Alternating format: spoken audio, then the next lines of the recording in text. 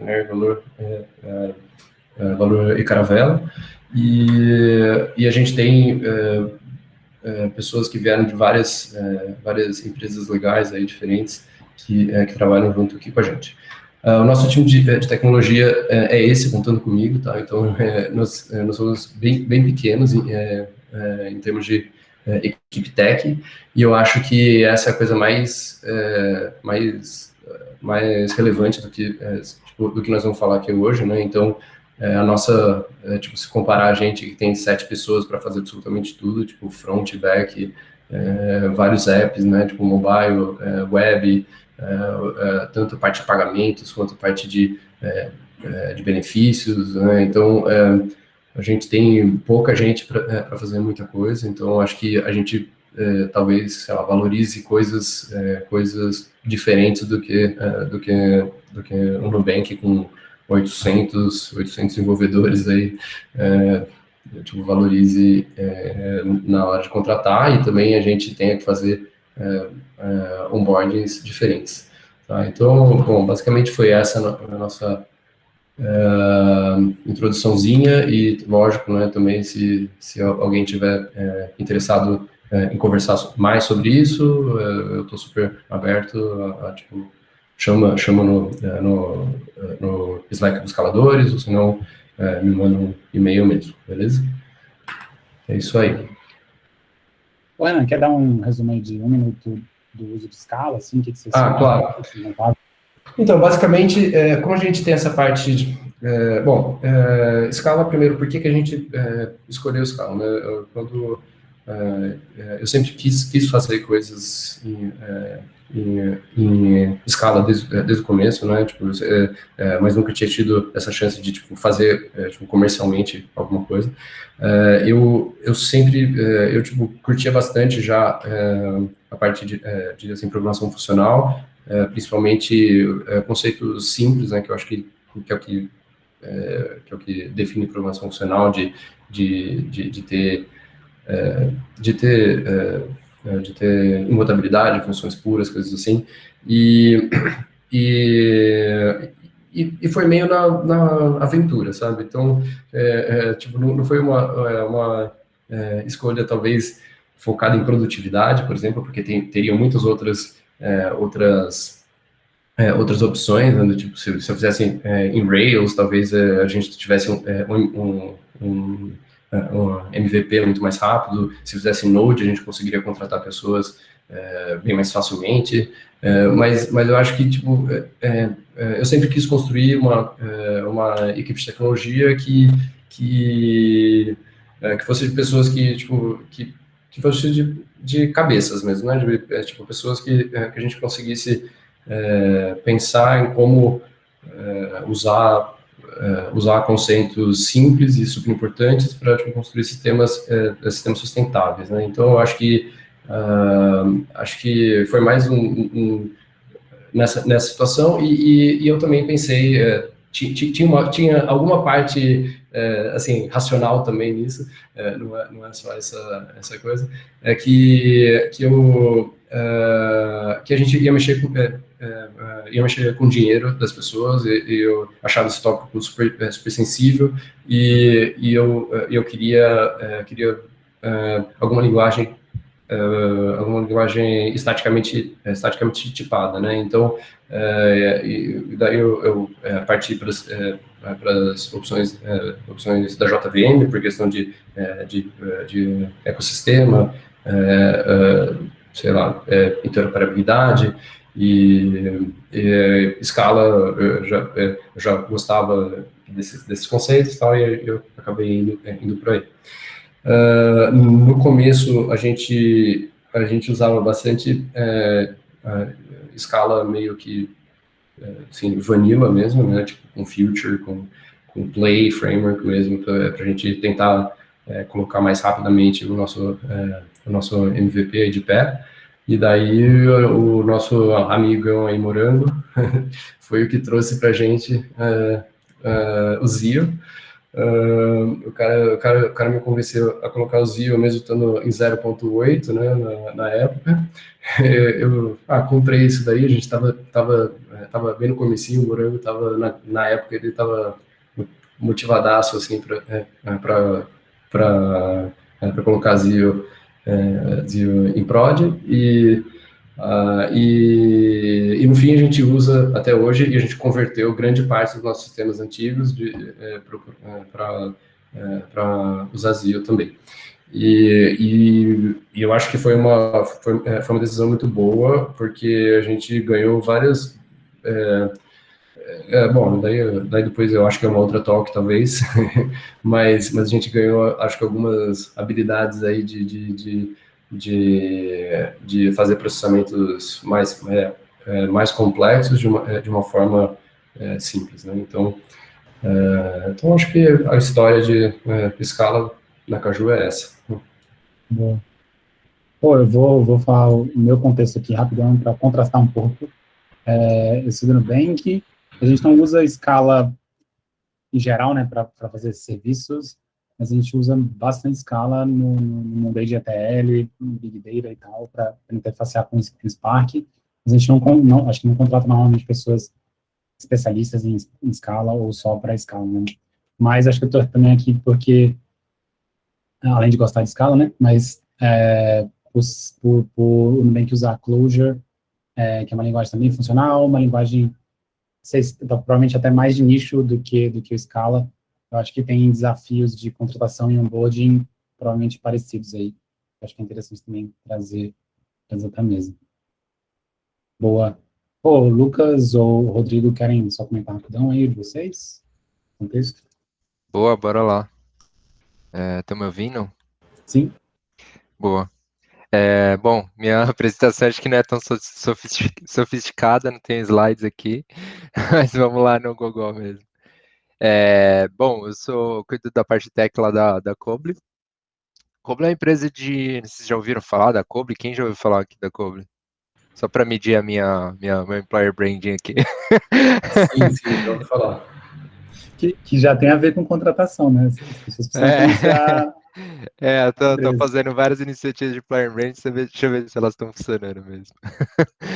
Boa. A gente é basicamente um B2B SaaS, né? Similar aí a vários outros que estão na Hype, Datadog, Salesforce, etc., para logística. Então, a gente tem a visão muito grande de, putz, a gente acha que a logística no Brasil ainda tem muito para melhorar e a gente quer transformar ela, quer ser um agente que dá poder para a empresa ali, para o pessoal ali que está ali na ponta, tipo, planejando rota, tentando garantir a execução dos motoristas, putz, ambulância, instalador de ar-condicionado, para eles fazerem um serviço melhor, né? Tipo, a gente sabe que quem nunca teve problema com instalação de internet? Antes eu falava net. Eu aprendi a não falar net. Uh, uh, e a gente provê esse serviço, então a gente instala um dispositivo lá no veículo, e aí o gestor de frota, que é essa grande persona que usa bastante nosso software, ele usa o nosso serviço para melhorar a logística dele, olhar tipo quantas paradas o cara está fazendo, etc. Então, falando de forma hype, é um B2B SaaS IoT, Logitech. Vários buzzwords. Boa. E blockchain. sem blockchain, cara, não dá, a gente não conseguiu colocar ainda. Na verdade, a gente tentou fazer muita gente fala do blockchain para logística. A gente já tentou fazer um Cobblecoin, mas não rolou. NFT. Bom, tô cheio de piada aqui, gente. Sei lá, 7 horas da noite aqui, já tá quase abrindo cerveja aqui, então tô tentando deixar o clima mais leve. Mas a gente tem 40 pessoas hoje. Fizemos um caminho árduo aí de Seed, Series A, agora indo para o Series B. Tentando expandir um pouco mais o time, expandir um pouco mais a oferta de produtos. E a gente começou com escala. Bom, eu sempre fui um grande fã, assim, mas sempre fui muito cético às coisas do Scala, as coisas de, putz, será que a gente vai conseguir contratar e tal? Então a gente começou com Python para essa coisa toda de processamento de dados, né? Tipo, receber os dispositivos, todos os dados dos dispositivos, dados de telemetria, dados do carro, né? E aí eu lembro até hoje que a plataforma quebrou quando tinha 10 veículos. Acho, até olhando agora, nem foi culpa tanto do Python, foi mais culpa de como a gente fazia as coisas. E a gente procurou eu tô tomando um espaço aqui, Felipe, pode me cortar, tá? Eu tento agilizar aqui. Mas a gente procurou uma abordagem, porque o grande problema era como que a gente processa coisas em tempo real, em streaming, né? Com estado. Então, tipo, a primeira feature que a gente lançou era simplesmente botar o carro em tempo real, só que com informação que o cara conseguisse confiar, né? E aí, tipo, tem todo um processamento de localização ali para plotar o veículo em tempo real. Aí depois a segunda feature foi, tipo, trajeto. Ah, como que a gente coloca, sabe se o carro tá parado, se o carro tá andando, como que a gente corrige para ficar bonitinho na rua e tal. E aí a gente começou a ver que era sempre um processamento de streaming com algum estado. Daí a gente começou a estudar. Chegamos na conclusão de Spark Streaming e Akka. Fomos para Akka e, e aí deu bastante certo por um tempo. Depois migramos tudo para Flink. Depois a gente virou e falou, puta, tá muito difícil manter duas linguagens. A gente tinha bastante Node para APIs, bastante Scala. Vamos migrar tudo para Scala. E aí, estamos agora no misto de Node, Scala e Scala com Play, né, para as APIs, e Flink para processamento de streaming, e com bastante dificuldade para lidar com tudo isso. E pensando em migrar nossas APIs novamente. Uau, Acho que é Node isso, e assim. Scala, curti. Boa. Rodrigo, quer falar aí rapidão? Sim, sim. Bom, boa noite, primeiramente, eu sou o Rodrigo. Eu trabalho no ano 7, eu sou desenvolvedor mesmo do time, né? Porque o Elo 7 tem o histórico de ser em Java, né? Java é a linguagem mais utilizada na empresa, né? E quando eu entrei lá há uns 2 anos atrás, mais ou menos, que a gente realmente iniciou, né? Essa vontade já existia por parte do nosso arquiteto-chefe lá, de trazer a linguagem, e aí quando eu entrei a gente acabou iniciando efetivamente a adoção. Mas falando um pouco sobre o Elo 7, para quem não conhece, a gente é basicamente um marketplace de produtos artesanais, né? Só que é curioso porque a gente enfrenta uma escala bem interessante, né? Porque por ser produto artesanal, significa que cada produto é único, o que significa que a gente tem milhões de produtos hoje que a gente que a gente lida, uma quantidade considerável também de usuários e tal, né? E hoje, particularmente, eu atuo no time de Discovery, né, na parte de back-end. Discovery envolve basicamente tudo aquilo de descoberta do produto mesmo, né? Então, busca, recomendação, categorização, então tudo isso envolve, e a gente faz os serviços de back-end para atender toda essa gama de funcionalidades, né? O nosso serviço, maior serviço assim, é em Java ainda, porque é um serviço já antigo, né? Que já vem de vários anos aí já, acho que ele deve ter o André Formeto que está aí, me corrija se eu estiver errado, mas acho que já deve ter mais ou menos uns... bom, hoje especificamente a gente fez 13 anos, então acho que deve estar... esses sistemas acho que devem estar mais ou menos uns 7, 8 anos aí, por aí, de existência, né? Então a gente tem que conviver com bastante tecnologia um pouco mais antiga, né? Mas a gente vem conseguindo trazer os sistemas em esses...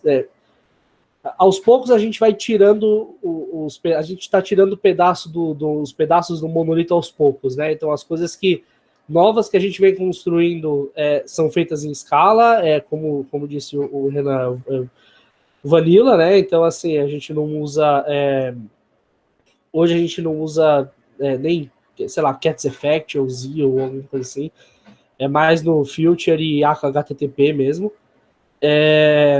Só que a gente também tem bastante serviço, assim, a gente tem alguns serviços de streaming, né, que rolam no AK Streams, para algumas coisas, tem coisa no Spark também, tudo dentro do mesmo time, praticamente. E hoje é um time de 5 pessoas só, que a gente cuida dessa loucura toda, né? A empresa tem mais ou menos uns 200 funcionários, a engenharia tem uns 45, 50, mais ou menos. E o nosso time hoje tem 5 pessoas. Eu, o André Formento, mais 3. E a gente cuida desses sistemas aí que recebem, assim, acho que comparado a que lida com IoT, por exemplo, talvez seja menos, mas a gente hoje lida com uma quantidade bacana, assim, com uns desafios bem legais, assim, em termos de número de acessos e tal. Estamos aí fazendo as coisas em escala. Pô, acho que eu vou puxar já o papo um pouco mais para contratação.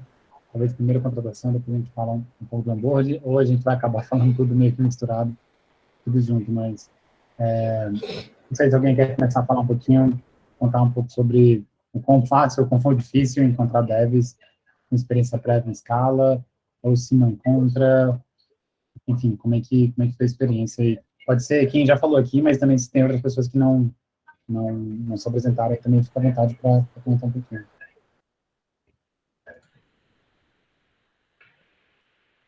Bom, do nosso lado aqui, desculpa, não sei se alguém queria falar antes, mas falando então já do nosso lado, acho que nós começamos acho que foi lá em junho de 2019, contratando os nossos primeiros devs. O primeiro dev mesmo foi o Xi tá aí, não, né? Foi o Xi, e ele vinha de Kotlin, na verdade. Então, em termos de conceitos de programação funcional, tipo vanilla, ele já conhecia. Então, porque coisas que já tipo, viraram meio que padrão, né, de linguagens comuns. Mas ele nunca tinha feito nada com Scala. E daí daí depois a gente contratou mais uma pessoa, Morango, e ele já veio no outro nível, né, tipo, querendo já colocar sem programação funcional pura, e daí todos os outros devs que a gente contratou, nenhum deles tinha tido nenhuma experiência prévia. Desses novos devs, 2 deles moravam com o Morango. Então, então ele já fazia um coaching tipo, lá na casa deles mesmo, lá fazia tipo, como é que chamava? Morango Labs, né? E daí ele ensinava o pessoal lá também. Mas isso aí. Mas eu acho que tipo, parou por aí, entendeu? Então, a gente teve os outros devs que vieram depois nunca tiveram contato realmente com Scala antes, talvez mesmo nenhuma, sei lá, linguagem da JVM.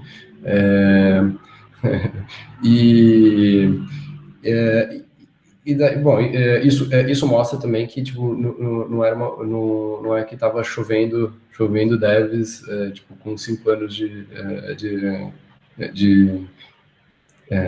experiência com Zio, né? Então tipo, a gente soube disso desde o começo, né? Tipo, viu que não era facílimo fazer isso, e a gente parou de tipo, colocar isso como uma exigência, né? Tipo, da vaga, e a gente começou a focar muito mais em conceitos, né? Então, acho que esse vai um pouco da filosofia também de cada equipe de tecnologia. Eu acho que de cada pessoa que tenta construir uma equipe própria. Eu sinceramente acho que tipo, linguagens são intercambiáveis. Você tendo os conceitos próprios, eu posso estar ofendendo alguém aí, mas se você tiver tipo, conceitos bons, até teóricos um pouco, tal, você tipo, se movimenta melhor entre cada um. Então, eu gosto de buscar pessoas que têm essas ideias mais claras, né? Tipo, conceitos claros, né? Então, tipo, que não sejam tipo, programadores de frameworks, né, que não sejam pilotos de IDEs, né, mas que saibam conceitos, né. Então eu acho que a gente foi por esse caminho, e lógico, isso tem uma coisa muito boa, porque aumenta o nosso pool de candidatos, né, mas também aumenta o nosso tempo de onboarding, né? Então a gente tem que passar mais tempo ensinando. O Xi entrou aí.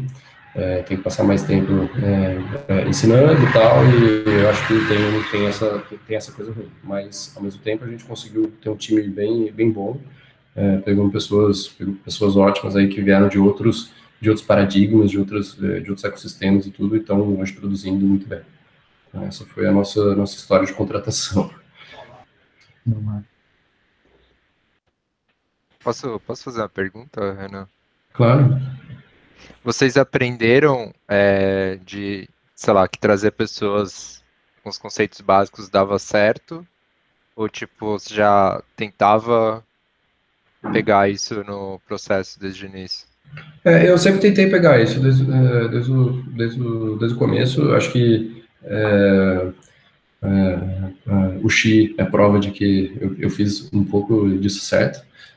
O Xi é um cara bem bom aí. Depois eu queria que ele falasse aí para vocês, um oi pelo menos.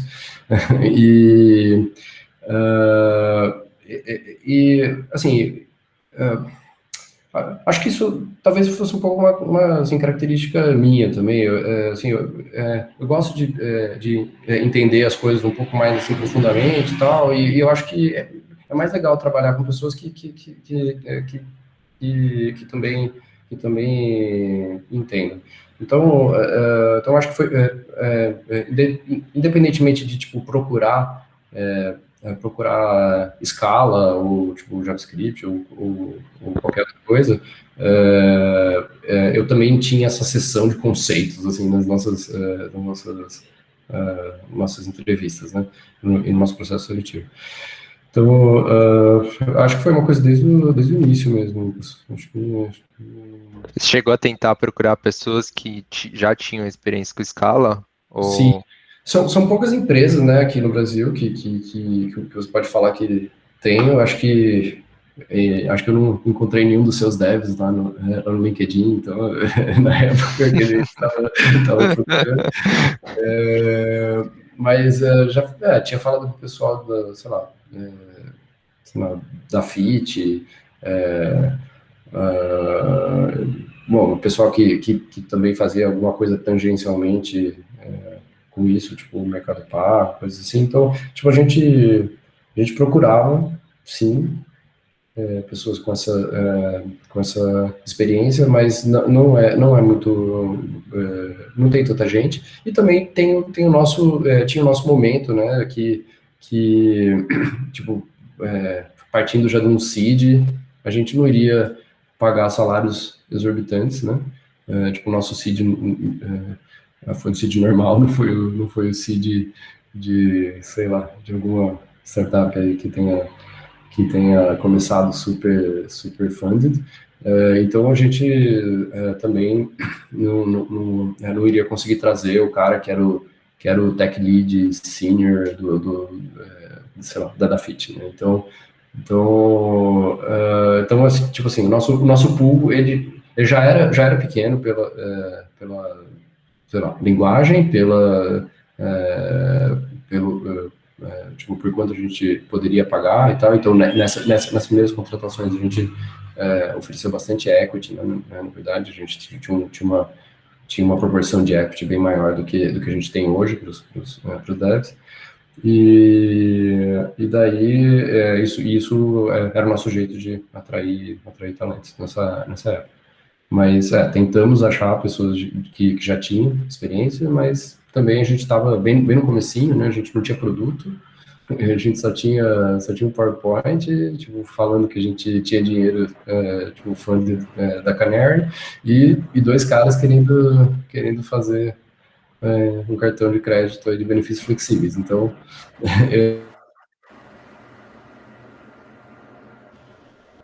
Tá?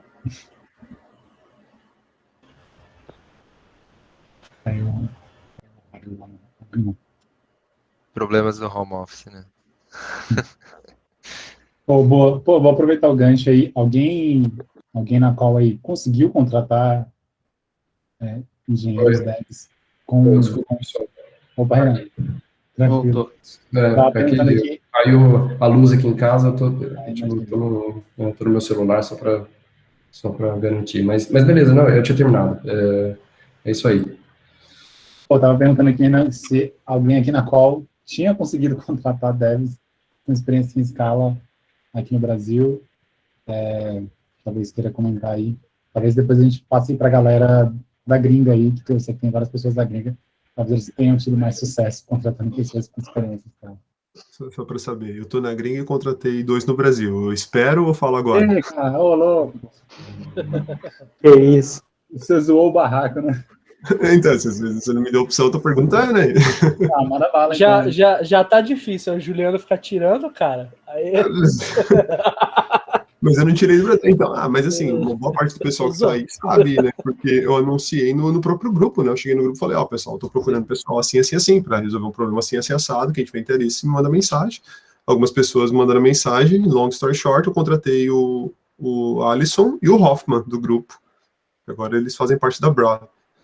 Sim, fazendo o jabá rápido, a Broad vai ser o primeiro neobank para brasileiros fora do Brasil. Então, quando você for viajar, quando você for gastar o seu dinheiro fora do Brasil, é com a Broad que vai fazer a sua vida mais feliz e te ajudar a economizar o seu punhadinho de dinheiro. E, bom, basicamente o meu procedimento foi esse. Eu falei, preciso do pessoal que já tenha um conhecimento e esteja interessado. Simplesmente fui no grupo e falei, pessoal, vou fazer isso aqui, o que vocês acham? Aí o pessoal respondeu e alguns foram contratados. Fim da história. O que acho que eu não sabia que era tão simples.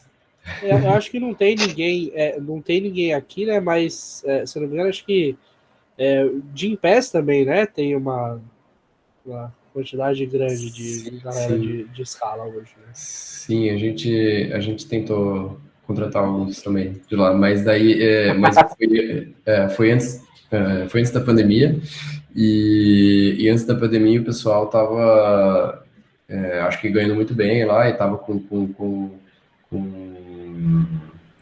projetos legais também, né? Tipo, eles estavam querendo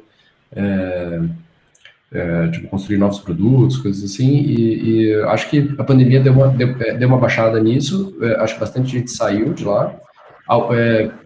Os que ficaram, acho que foram promovidos, tipo, foram assim, valorizados, lógico,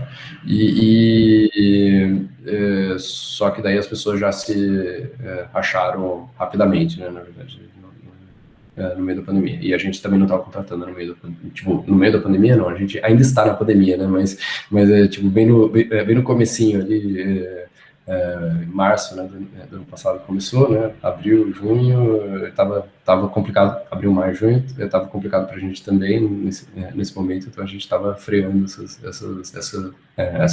contratações. Então, tem também ele, né, de Impasse, mas acabou que a gente não conseguiu tirar ninguém de lá. Mas quem sabe, daqui a pouco.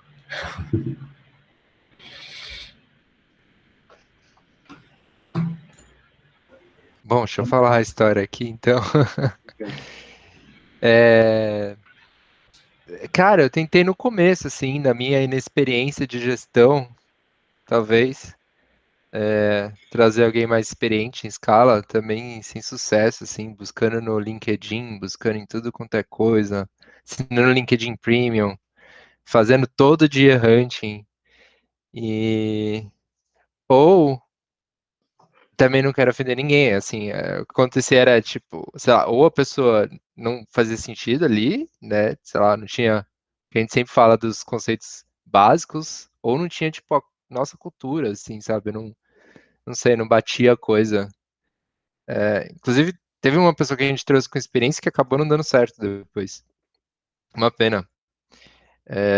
E a gente foi puramente para mentes brilhantes saindo da faculdade. Que deu bastante certo pra gente. Até ali, tinha, acho que, cara, a mesma situação que você ali, Renan, no comecinho. Talvez o nosso Sim. seed era um pouco... a gente foi self-funded, né? É, Talvez o nosso seed tava um pouco melhor, mas seguimos o caminho tradicional de pegar pessoas muito boas, com base muito boas, com pouca experiência. E deu certo, assim, eu acho que não dá pra falar que deu errado, né? Apesar de acúmulo de dívida técnica, a gente conseguiu formar boas pessoas, conseguiu atrair outras boas pessoas no mercado também. Mas nunca deu certo trazer gente experiente pra gente, assim. Quer dizer, reformulando a frase, experiente em escala. Talvez experiente em computação, em arquiteturar sistemas, em, tipo, bons programadores ou programadoras. sim, é isso que eu falo, tipo, quando eu falo de conceitos, não é tipo, faz aí o merge sort para mim, sabe? Tipo, falo mais de conceitos que a gente usa realmente assim, no dia a dia de programação. Não? Acho que ninguém vai ter que implementar o merge sort, apesar de ser importante saber, eu acho como é que funciona, mas é, mas era esse tipo de conceito que eu assim, buscava. Tipo, se a pessoa sabia de alguma. Como é que ela estruturava projetos, né? Tipo, que arquitetura que ela usava, o DDD, se ela sabia o que era, o que ela sabia de programação funcional, sabe, coisas que com certeza a pessoa ia usar no dia a dia dela. Bom, já que a gente está falando de assim, contratação, não sei, podemos falar um pouco de processo seletivo? O que vocês acham? Porque, só para falar já no gancho, né?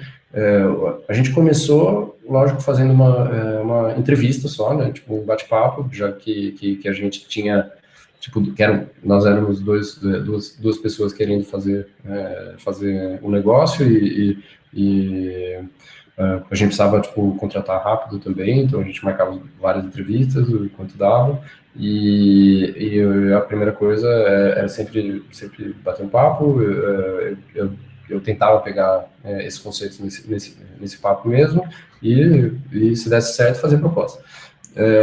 Mais para frente, a gente foi evoluindo um pouco mais no nosso processo, e a gente chegou num ponto de fazer um mini projetinho, assim, né? Então, do nosso lado, a gente tem autorização, né, em cartão de crédito, né? E esse projeto seria justamente para, tipo, mostrar um pouco como é que funciona a Caju do nosso lado, nessa parte de back-office, assim, né, coisa que ninguém vê como é que funciona tipo, direito, e de uma maneira, tipo, simplificada, lógico, né, tipo, tirando vários conceitos, várias exigências que a gente teria aqui.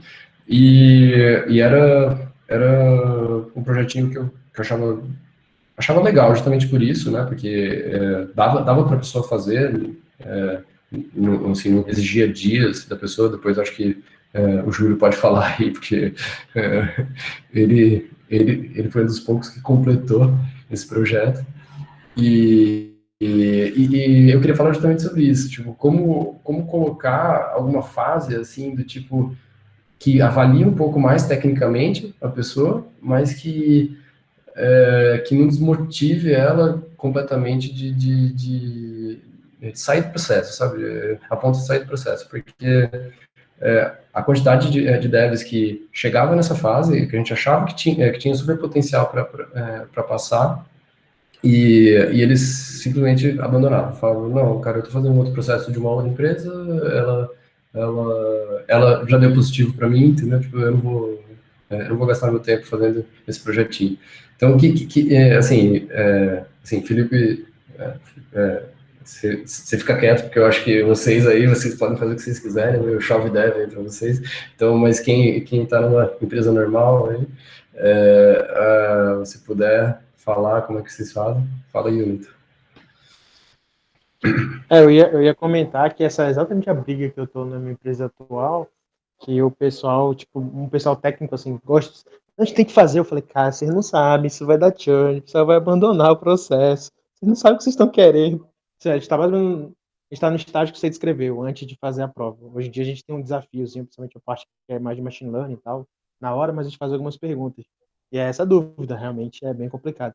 O que a gente tem feito, eu particularmente tenho feito em algumas entrevistas, eu peço para o cara mostrar algum código. Tipo assim, me mostra um código se tiver, e aí, tipo, eu sento com ele e vou, tipo, perguntando um pouco sobre o código. Aí eu aproveito, se tiver aberto no GitHub, eu dou uma olhadinha, tipo assim, na estrutura, se tá bem estruturado, se tem teste e tal. Não funciona para todo mundo.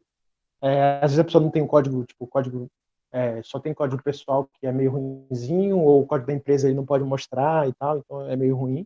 Mas, assim, a abordagem que eu acho intermediária, quando ela é possível, e ela evita esse coisa. E também o cara não tem um trabalho para casa, né? Ele consegue fazer na hora. Então, tipo, essa é uma possibilidade para alguns casos, né? Não vale para todos, mas tem ajudado, assim, para não precisar dar o trabalho para casa e tal, que realmente, se você é pequeno, você se ferra quando você faz isso. Assim. Não dá para competir com o Nubank, ou seja lá quem for, é muito difícil.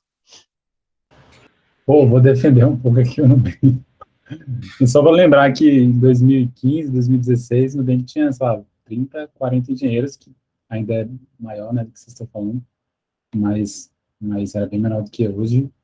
E a gente tinha, durante essa época, né, em 2015, 2016, a gente tinha exercício, o exercício era meio grande, assim, tipo, um PIzinho e tudo mais, e ao longo dos últimos 4, 5 anos a gente foi meio que diminuindo um pouquinho. Então, hoje a gente passa exercício, mas exercício um pouco mais simples. Então, sei lá, alguém pensar razoável consegue em 2 horas, sei lá, fazer o exercício. Diferente de na época lá que eu entrei em 2016, era tipo, pô, mais de 5, 6 horas, eu achei, era um trampo.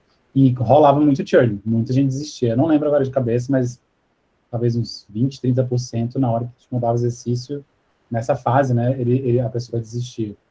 E a gente só, tipo, paciência, assumia isso. Mas aí, com o tempo, a gente foi diminuindo o exercício para baixar um pouco essa taxa, porque com a escala também, a gente tem muito engenheiro, mas a gente quer contratar mais engenheiro do que quando a gente tinha menos engenheiro. Então, a gente acaba tendo que otimizar o funil, e aí esse tipo de coisa machuca demais o funil. A gente tem que mudar. Falando especificamente sobre a situação do Alu7, né, que eu vi agora que eu esqueci de falar, né? Eu acho que nosso primeiro processo seletivo, assim, para o nosso time mesmo, que é focado em escala, foi há uns 4 meses atrás, mais ou menos. E assim, não vem. Por mais que venham os currículos e tal, cara, é muito difícil. Você tem, às vezes, a gente contratou um cara que sei lá, tempo livre estudava Haskell, mas assim, no geral, é tipo, a galera é de orientação a objetos mesmo, o pessoal veio de, né, até mesmo por causa do Java e tal, acho que acaba vendo coisa da empresa, e a gente, que assim, né, eu brinco que o nosso teste ele é totalmente focado em orientação a objetos, né? Então, tipo, a gente passa um exercício de... eu chuto ali, se você se dedicar um dia e meio para fazer, mas, assim, a gente dá um tempo longo, sabe? Tipo, sei lá, uma semana e meia, para a pessoa resolver no tempo dela. A gente só fala, ó, não demora muito, porque senão, se chegar um teste, né, de alguém que já fez e tal, aquela coisa toda, né, de contratação. Mas é engraçado que a gente pega esse teste e meio que, entre aspas, joga fora todo aquele conceito que a pessoa, né, pôs todo ali no teste e fala assim, então, agora você vai trabalhar com programação funcional. Mas eu acho que assim, a gente não chega a jogar tanto, porque a gente tem duas etapas, né, de etapa técnica, né? Tem esse teste que a gente passa, aí depois que a pessoa finaliza, a gente tem uma etapa de pareamento, né? Então, muitas vezes, nessa etapa de pareamento, a gente acaba, às vezes, sugerindo alguma coisinha, sabe? Mais puxando para a sardinha do funcional ali e tal. De vendo algumas coisas, sabe? Tipo, sei lá, o cara tá lançando exception para dar um 404 lá na ponta do Spring. Aí fala, cara, pô, não precisa ser assim e tal. Essa coisa toda, né? A gente acaba explicando e eu acho que no nosso caso, assim, a nossa característica, né? Porque a gente tem um DNA de aprendizado, assim, de ensino muito grande na empresa, né? Então, tem a questão do pareamento, que é uma ferramenta que a gente usa diariamente, assim, né? A maioria das pessoas trabalham pareadas na empresa inteira. Tem questão de grupos de estudo e tal, então a gente sempre contrata, e isso até para as outras mesmo, né? Mesmo que pessoas com nível mais... um nível menor de experiência, mas a gente sabendo que vai ter que ser... A gente vai ter que treinar, sabe? Então, agora, por exemplo, nesses dias, a gente está no meio de um grupo de estudos de escala, né? Então, a gente está pegando, construindo uma aplicação do zero com a galera nova que entrou, sabe? Então, a gente vai fazendo isso em paralelo às demandas do dia a dia, assim, para a galera ir se atualizando e aos poucos ir entrando no fluxo, né? Do dia a dia. Quer falar aí, Júlio? Opa, boa. Dá os meus 2 centavos aí sobre o meu processo seletivo na Caju. Na época eu estava trabalhando com Node, né? Experiência, conhecimento de escala zero, assim. Acho que na época, quando eu soube que era escala, que o Shane me convidou, eu joguei Scala Programming Language no Google, dei uma olhada rápida e falei, parece que é legal. E aí tinha um desafio lá, né, que acho que eu levei uns 3 dias para fazer o desafio, Renan. E ainda estava apertado na época, né, estava trabalhando numa consultoria, estava rolando um monte, mas eu super topei fazer o desafio, que eu acho que tinha uma coisa muito legal também. Eu gostei de ter um desafio que propôs que não era um processo seletivo qualquer, né, que o pessoal realmente estava querendo alguém assim que encaixasse, né, que tivesse um fit. Então eu acho isso daí muito bacana. E você fez uma venda muito boa também do produto para mim, né? Então acho que isso daí foi essencial para casar, né, com um desafio ali, que fazer uma exigência mais de tempo e etc. Então, quando eu olhei o produto da Caju, eu falei, pô, eu quero trabalhar com isso, cara. Então, eu acho que isso daí foi fundamental, assim, ó. Se não tivesse aquela primeira venda que você fez, talvez eu nem tivesse participado, assim, também, que na época tava super corrido.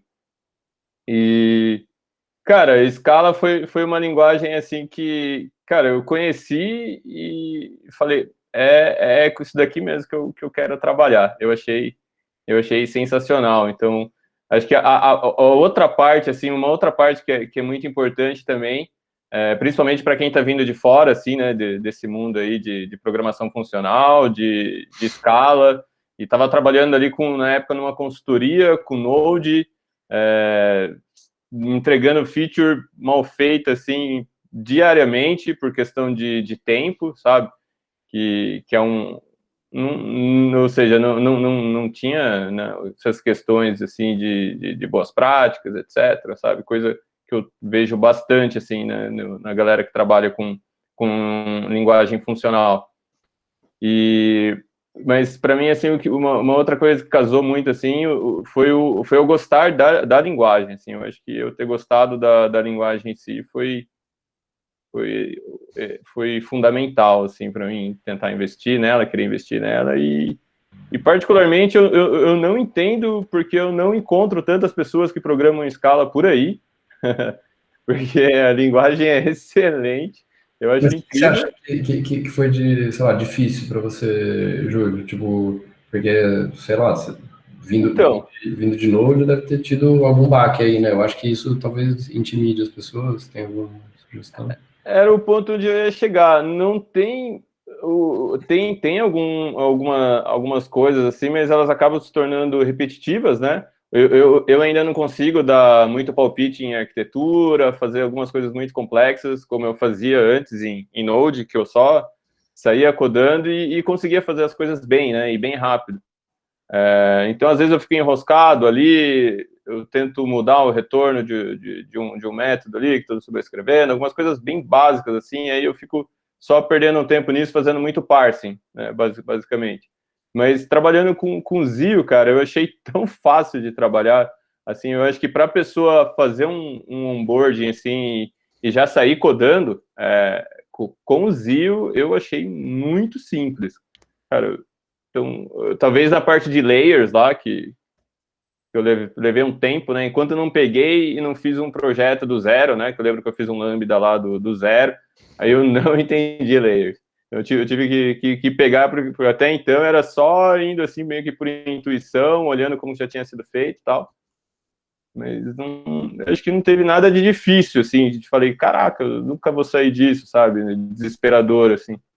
E é por isso que eu não entendo o porquê que não tem tantos profissionais assim trabalhando com Scala hoje, tantos times, né, tantos projetos.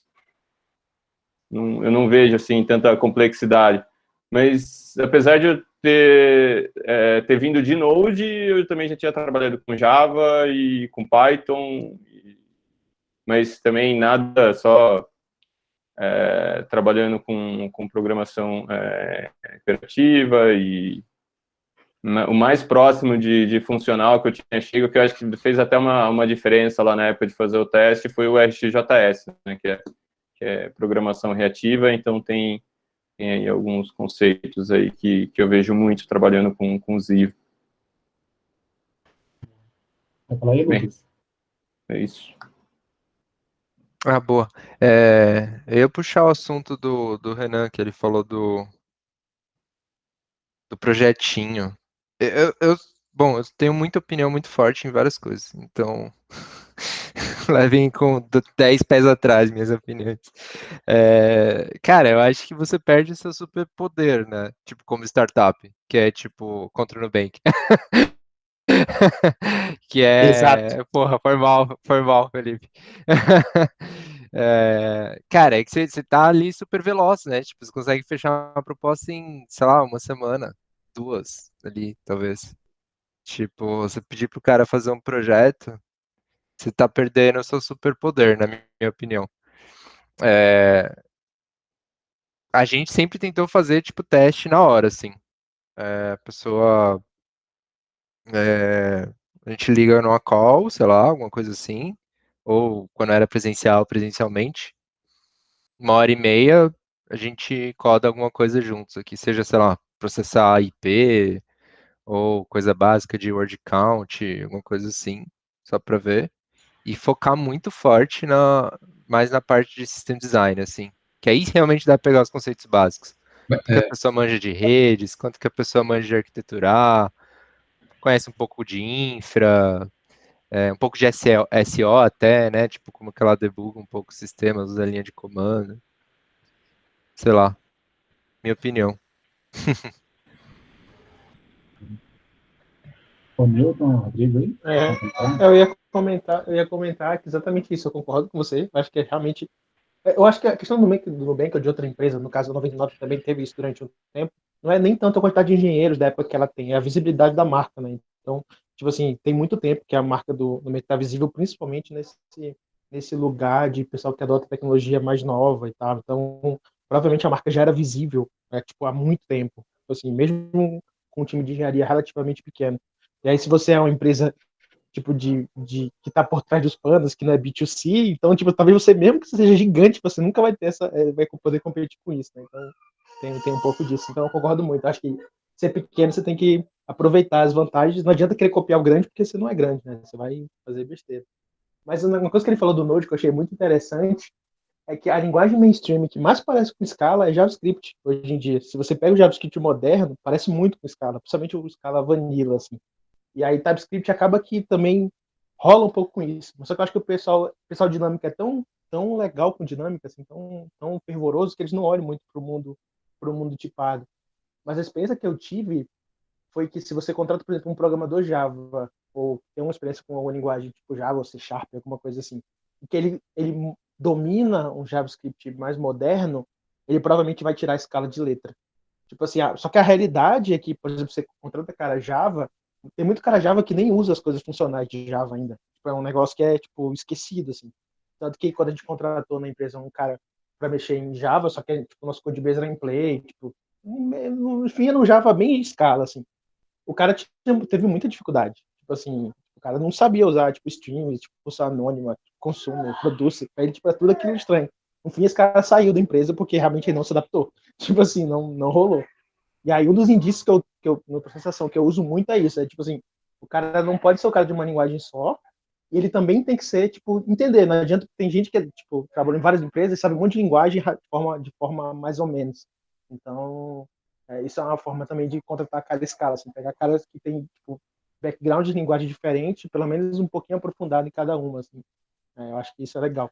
JavaScript, principalmente, eu acho que é um lugar que a gente olha pouco. Se você quer contratar a escala, vê um cara que, tipo, sabe um pouquinho de Java, um pouco de C Sharp, e manja muito de JavaScript moderno. Porque, tipo assim, parece muito, assim, eu tive ano passado programando em JavaScript e TypeScript, eu me senti programando em Scala algumas vezes, assim. Várias vezes eu peguei, caraca, isso aqui parece muito Scala. Tipo assim, eu fiquei pensando assim um pouco, né, nisso que ele falou, achei interessante.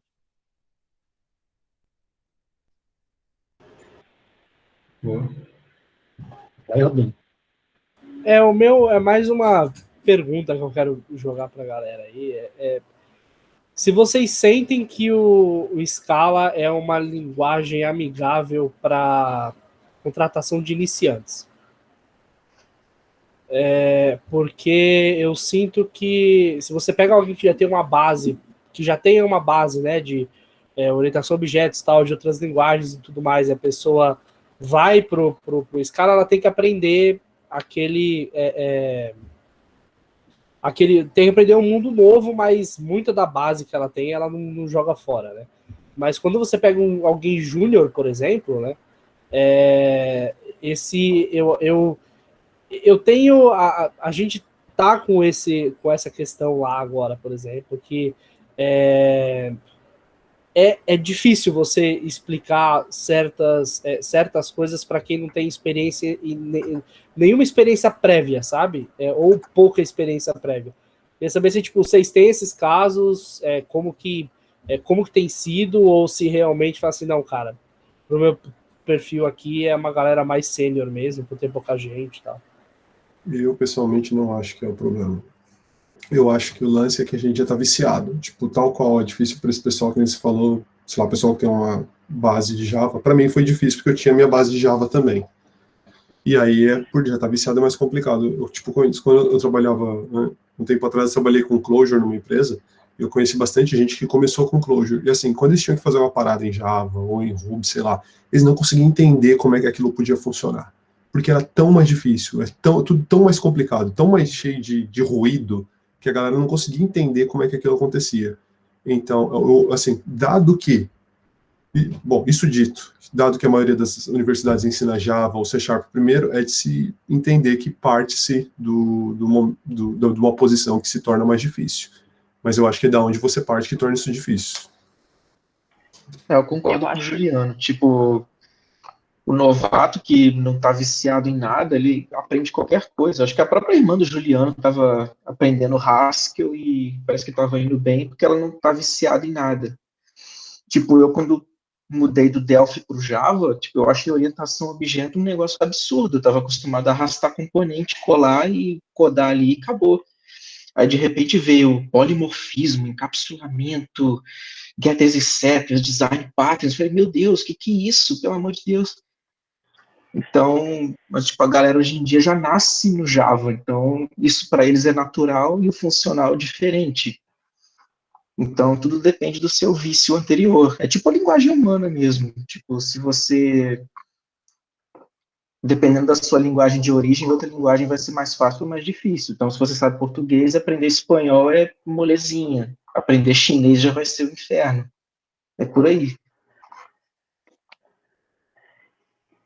Eu acho que eu concordo com bastante com o que o pessoal falou, mas eu acho que tem um problema que ninguém destaca muito em relação a ter o teu primeiro contato com o FP, né?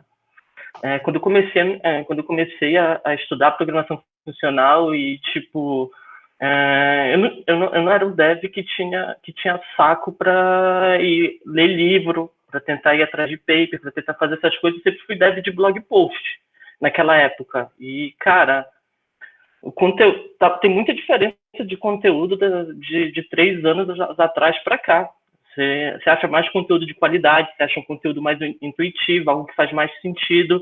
Tanto é que, quando comecei a participar de Meetup, tentar ir atrás desse negócio de programação funcional, o pessoal sempre foi muito incisivo, incluindo a mim mesmo, quando eu estava tentando fazer alguma apresentação, alguma coisa, e ir para o lado teórico, explicar as coisas, mas nunca foi intuitivo em realmente mostrar como isso é pragmático, como isso melhora a tua vida. Eu acho que hoje em dia isso tá um pouco mais fácil de se ver por conta própria, e eu acho que se você tiver umas pessoas assim que meio que já passaram dessa fase de só ver o conceito, realmente conhecem praticamente, você desenrola com muita facilidade. Com muito mais facilidade, né, na verdade. Dificuldade sempre vai ter um pouco, mas a gente consegue lidar com isso. Gente, eu ia falar só que eu acho que não sei se o Flávio tá se espreguiçando aí, ou se ele quer falar. Dá a chance dele falar aí.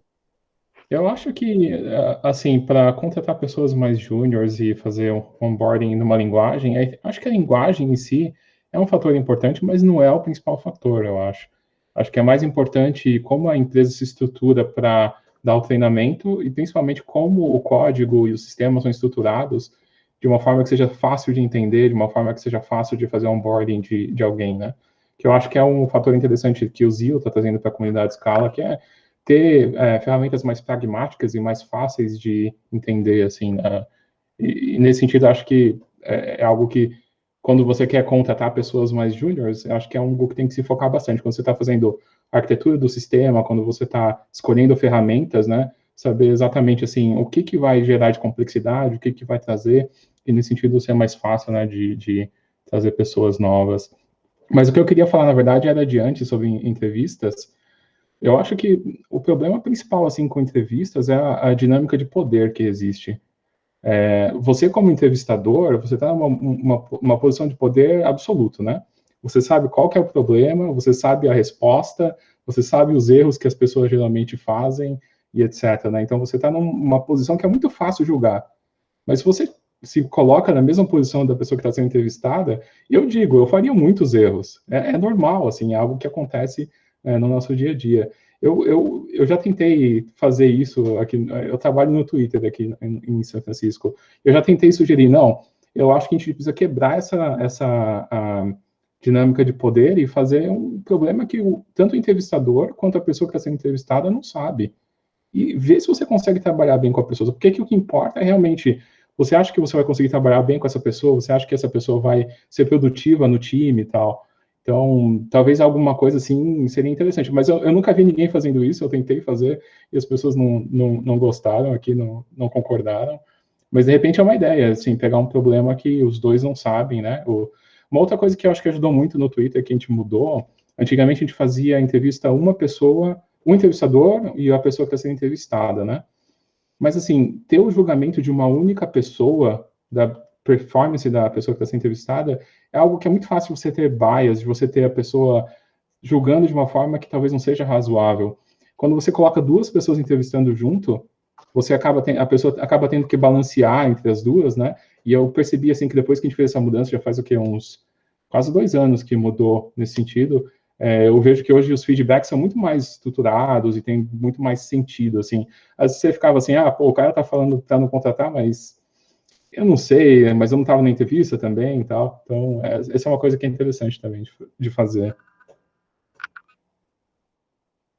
Eu fiquei curioso desse negócio, como que é o problema? Alguém perguntou no chat aí, como que você faz, porque o entrevistador entrevista muitas vezes, né? Como é que não vai haver um problema novo sempre? Talvez não precisa ser um problema novo, né? Mas é mais sentar e trabalhar em alguma coisa junto que não seja assim, eu sei qual que é o problema, eu sei todas as soluções e todos os erros. Porque, não sei se você vê isso, mas assim, o balanço de poder é completamente quebrado lá. É muito fácil julgar uma pessoa que fez um erro numa entrevista, sendo que eu mesmo faria o mesmo erro, entendeu? O que importa é se você vai conseguir trabalhar e ser produtivo com a pessoa. Nisso eu concordo plenamente. E a vantagem de ser pequena é essa, porque você consegue fazer uma entrevista bem amigável com o cara. Tipo assim, o cara fica mais relaxado e tal. Uma empresa grande dessas, tipo, os caras já sabem que é uma empresa grande, ele já tá nervoso, porque, tipo, às vezes é tipo a vaga dos sonhos dele e tal.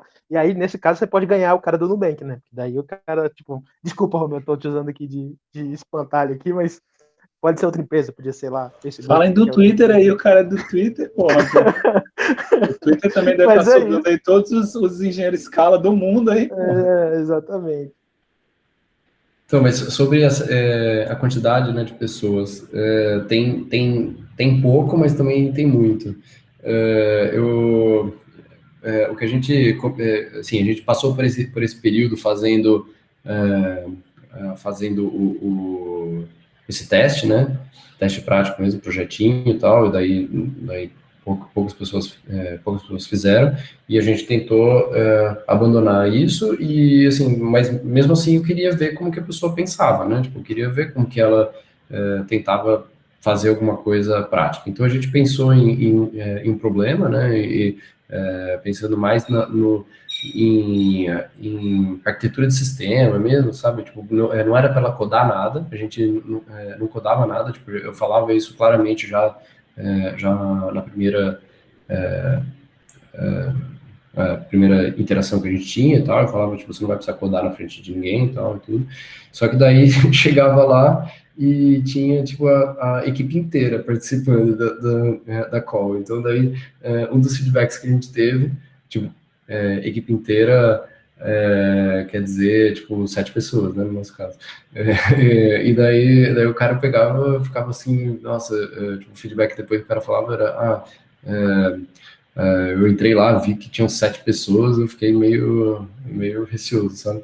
Então, não era um whiteboard, não, Marcos. Era assim, era uma coisa bem mais pé no chão, assim, não era tipo inverta essa árvore binária, sabe? Tipo, era tipo, cara, a gente tem aqui algum sistema, como é que você pensaria nele, sabe? Tipo, eu começaria com a tipo, sei lá, com a modelagem de dados, e daí? E nessa situação aqui, o que você faria, sabe? Tipo, a gente interagia bastante, eu acho que acho que inconscientemente a gente tentava deixar o cara mais à vontade mesmo, para ele tentar encontrar uma melhor solução, né? Mas eu acho isso melhor do que ficar codando com o cara, sei lá, porque codar eu acho que é muito. Vocês não acham que é tipo muito detalhe? Tipo, o cara pode fazer uns erros básicos ali e se sentir muito mais pressionado do que simplesmente falar assim. Falar assim, cara, eu faria uma tabela assim que ligava com a outra e depois comunicaria. Tipo, você pode falar isso de uma forma muito mais genérica do que você codar, porque codar, uma hora o compilador vai falar se está certo ou não, pelo menos. E eu acho que isso já é uma baita pressão. Essa foi a solução que a gente encontrou.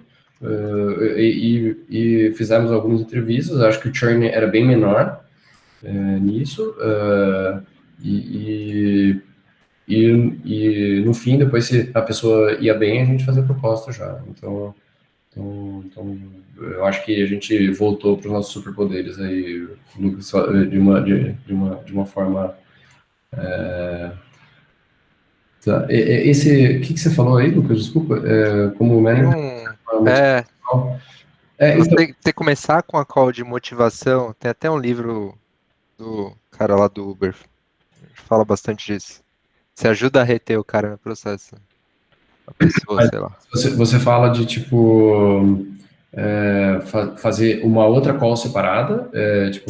Você começa uma call, tipo, você conversando com a pessoa, mas menos você avaliando a pessoa, por causa da relação do poder, né, que, tipo, que é quebrada mesmo, mas mais você tentando deixar a pessoa confortável, do tipo, cara, vai ser legal o processo, dá para aprender bastante aqui, a gente vai colocar pessoas para te avaliar, então isso é legal por si só, né, porque você vai aprender e tal.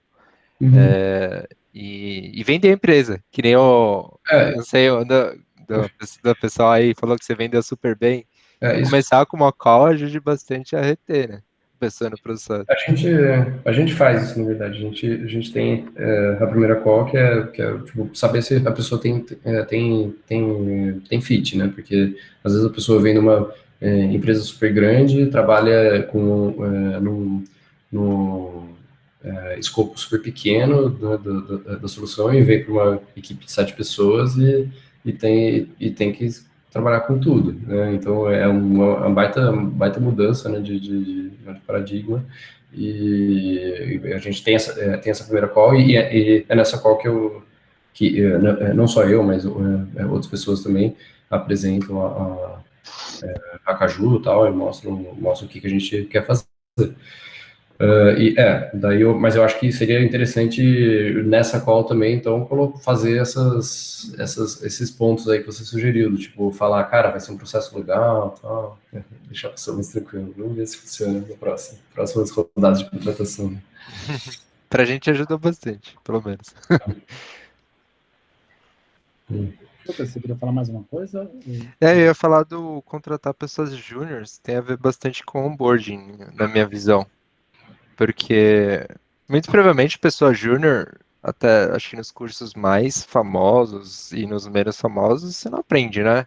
Nada de programação funcional. Talvez um pouquinho ali, estão começando a colocar agora, talvez ali no IME, estão começando, que é um dos cursos mais famosos hoje, né? E a gente está testando agora, eu queria ouvir, talvez, a experiência do pessoal que já passou por isso. Estamos testando colocar aquele curso do Martin Aldersky. Logo no começo, a pessoa entra, tem uma semana de onboarding, bootcamp, que a gente está chamando. Estamos copiando várias das grandes empresas, né? Mas a pessoa aprende um pouquinho de cada coisa e uma das coisas é ela fazer lá o curso do Martin Aldersky, pelo menos as 2 primeiras semanas, para aprender mais sobre programação funcional, principalmente os conceitos básicos, né, que vai ajudar ela a aprender o resto. E eu não sei o que vocês acham disso, vocês já fizeram, já passaram por desafios semelhantes, alguma coisa assim.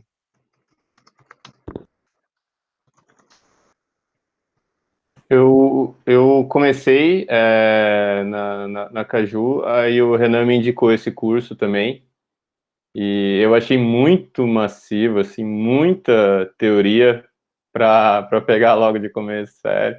E aí o curso ele é excelente, né? Mas eu acho que o que me ajudou mesmo, assim, foi um curso, um livro do aquele, acho que é Yahoe o nome dele, eu não lembro. Você lembra o nome dele, Renan? É um nome difícil. O nosso convidado do último. Sim, exato. Ele tem um livro que é muito bom para quem está começando. E agora eu estou fazendo alguns cursinhos lá na Rock the JVM, que eu estou achando excelente também. E ainda pretendo voltar a terminar lá o curso do Odesk.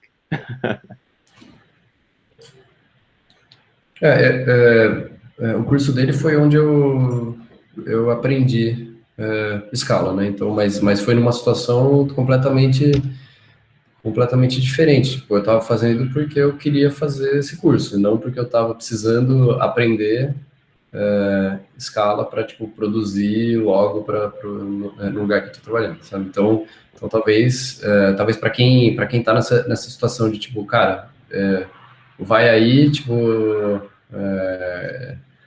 para tipo, cair correndo já, eu acho que talvez seja um pouco isso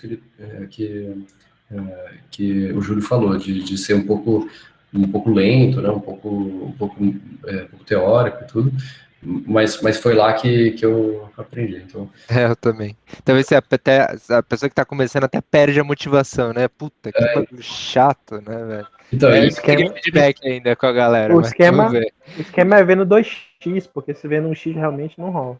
não, o pior é que tem uma hora que é um outro cara, né, que dá, e o outro cara tem uma voz assim que, cara, é muito difícil você ouvir. E daí, tipo, o cara, tipo, sei lá, falava do jeito que eu não conseguia me concentrar. Mas e o Oderski, ele é super calminho, né, ele fala com aquela voz bem grossa, não sei o que o tempo inteiro. E, e eu acho que para algumas pessoas pode ser um pouco sonífero. Então, mas eu acho que é isso, tipo, aproveitando, se quem mais puder falar sobre onboarding, né, tipo, como é que é feito na empresa de vocês e tal, porque a gente está querendo estruturar isso, a gente não sabe ainda muito bem se vai fazer esse bootcamp também, ou com alguma coisa produzida internamente ou contratada, e seria interessante saber aí de quem já tem esse processo feito.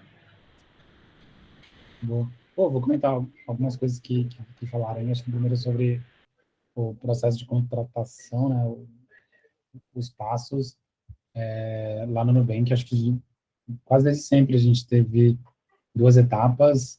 Uma que é o whiteboard, mas como alguns falaram aí no chat, é um whiteboard de arquitetura, de design de sistemas, né? Que para mim eu acho bem interessante, porque a gente normalmente aplica para candidatos um pouquinho mais para pleno, para sênior e para cima, não para júnior.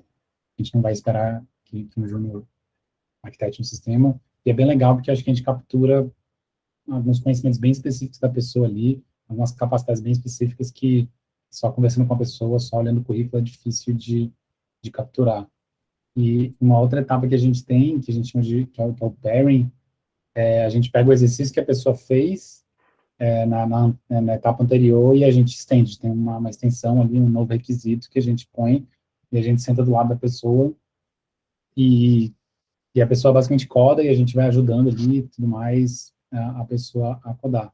Mas o lance dessa fase de pairing é que a ideia não é a gente ver se a pessoa coda bem. Tipo, o principal motivo da gente ter essa etapa é saber se a pessoa é legal, basicamente. É tipo assim, se você sentar do lado dessa pessoa e comentar coisas sobre o código dela e tirar dúvidas e falar, por que você fez assim? Mas o que você quis dizer aqui? Tipo, não é melhor a gente fazer desse outro jeito? Se você consegue interagir com essa pessoa e a coisa flui, a coisa funciona, né? Então, é mais para isso o pairing do que necessariamente para, tipo, nossa, ele fez um if, nada a ver. Tipo, o if nada a ver já deveria ter aparecido no exercício, né, na etapa do exercício. Então, a gente não olha tanto para isso. E aí, indo um pouquinho para o nosso segundo assunto aí de onboard também, acho que você está começando a falar, no Nubank é interessante, porque a gente não teve onboarding de engenharia estruturado durante muito tempo. Acho que a gente começou a ter em 2017, talvez 2018, e mais ou menos até essa época também, né, eu comentei aí no chat, a gente exigia, na etapa de exercício, a gente exigia linguagem funcional.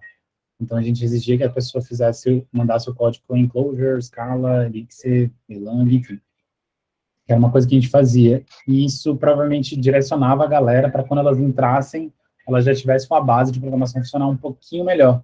Que provavelmente ela já tinha aprendido um pouquinho mais no processo. Mas o contraponto disso, que é meio óbvio, né, é que a pessoa precisava estudar uma nova linguagem, aprender uma nova linguagem para fazer exercício para a gente, e isso era uma barra muito alta, que acho que serviu para a gente durante muito tempo de realmente subir a barra. Imaginando que eu falei antes, eventualmente essa barra estava muito alta, a gente estava tendo muito churn nessa etapa do funil, e a gente só parou de exigir linguagens funcionais.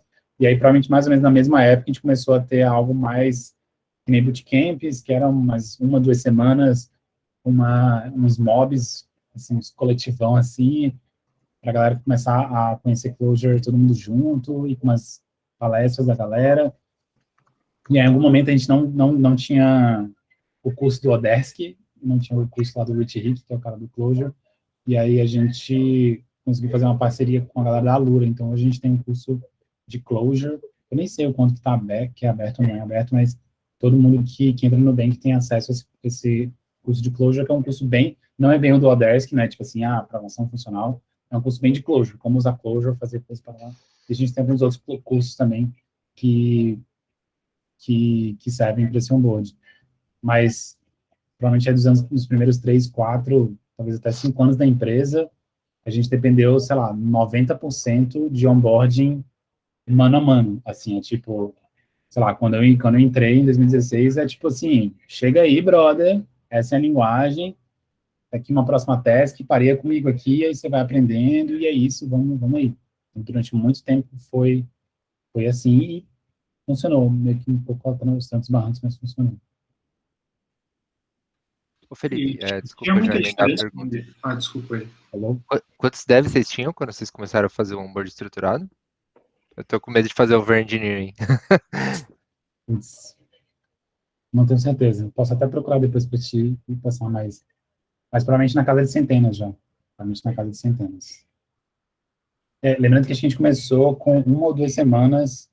A gente sempre teve um onboarding de business, que a gente fala, que é tipo, escuta lá o CEO, escuta a galera de business dando uma geral, mas esse mais de engenharia, com toques de engenharia, falando sobre como é que funcionam os sistemas e coisa e tal, esses mobs para a galera aprender um pouquinho de Clojure, acho que é mais recente, entre aspas, sei lá, de 2, 3 anos para cá, mais ou menos. Então, provavelmente a gente já tinha na casa de centenas aí, quando a gente começou a fazer alguma coisa. E o curso da Alura, o curso da Alura deve ter 2 anos, eu acho. Em 2019. 2020 já passou, né? Foi, acho que 2019 que a gente fez o curso da Alura. Então, tem pouco tempo, na real. Pouco tempo. E tinha muita diferença de nível entre as pessoas que pareavam? A pessoa que entrou era, sei lá, júnior, novata, e a pessoa que estava ensinando era mais sênior? Ou não tinha tanta essa diferença, Felipe? Pô, acho que tinha... A minha impressão é que a nossa barra, especialmente naquela época, era bem alta, então, tipo, às vezes você não sentia tanta diferença, especialmente na hora de parear do lado com alguém, assim, tipo, alguém que tem muitos anos de experiência ou alguém que acabou de sair da faculdade, mas a galera que estava entrando era bem top, assim, tipo, a gente pegava uma galera recém-saída de faculdade, alguém comentou aí que também fazia isso, realmente tem uma galera que sai da faculdade, assim, tipo, tinindo, então acho que rolava muito isso, assim, E, de novo, a gente tinha esse filtro do processo que enviesava depois o onboard, né? Tipo, a gente tinha um filtro que era, você precisa fazer esse exercício em linguagem funcional. E a gente já tinha criado, faz muito tempo que o Nubank criou essa imagem de empresa de engenharia que gosta de programação funcional, que gosta de Clojure. Então, naturalmente, isso atraiu muita gente que curtia isso. Então, tipo, era super comum ver no processo alguém que fala, pô, eu curto muito, sei lá, Scala, eu curto muito Haskell, eu curto muito, sei lá, Elixir. E aí a pessoa acabava meio que sendo puxada pro Nubank também por conta disso. E quem não necessariamente tinha essa vibe, acabava meio que forçadamente tendo, porque no processo ela tinha que fazer em alguma linguagem funcional, o código. E aí muita gente, se a pessoa não conhecia nenhuma linguagem, não estava confortável com nenhuma linguagem, o normal era a pessoa, vou logo aprender Clojure, porque o Nubank usa Clojure.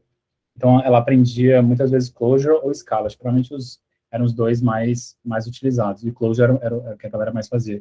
Então, quando chegava no momento do onboarding, a galera já estava meio que enviesada para bem, né? Tipo, a galera já tinha tido uma exposição ali, nem que seja de algumas horas, talvez alguns dias, lendo os tutoriais. Então, ela chegava um pouquinho... Ela não chegava 100% crua, né? Tipo, o que é imutabilidade aí? Nem sei. Tipo, ela provavelmente já tinha passado um pouco dessa barreira, então acho que isso ajudou a gente. E quando a gente tirou essa barreira, provavelmente a gente teve que consertar um pouquinho do outro lado, porque senão as pessoas iam chegar super cruas e aí só botar do lado de alguém e fazer a pessoa explicar a imutabilidade, map filter, reduce pra galera, tipo, aí talvez seja exigir demais lá dos buddies que pareavam com a galera.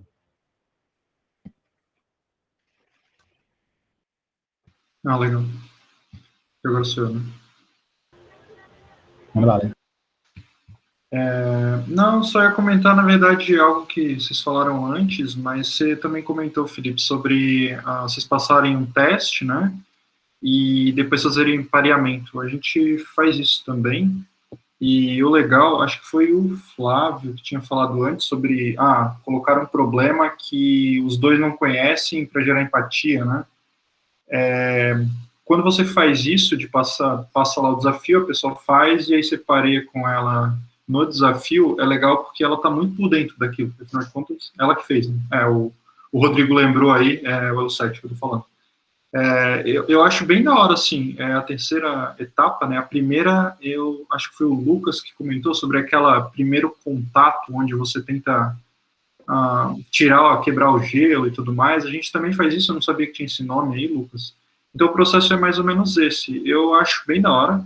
O último do pareamento que o Felipe mencionou aí é justamente para isso, para você saber se você tem vontade de trabalhar com aquela pessoa no dia a dia ali, para ver se ela é legal, né? Ela é gente boa, ela é legal, ela tem um mínimo de interesse naquilo ali que você está dizendo e tudo mais, ela está disposta a ouvir e argumentar também e tal.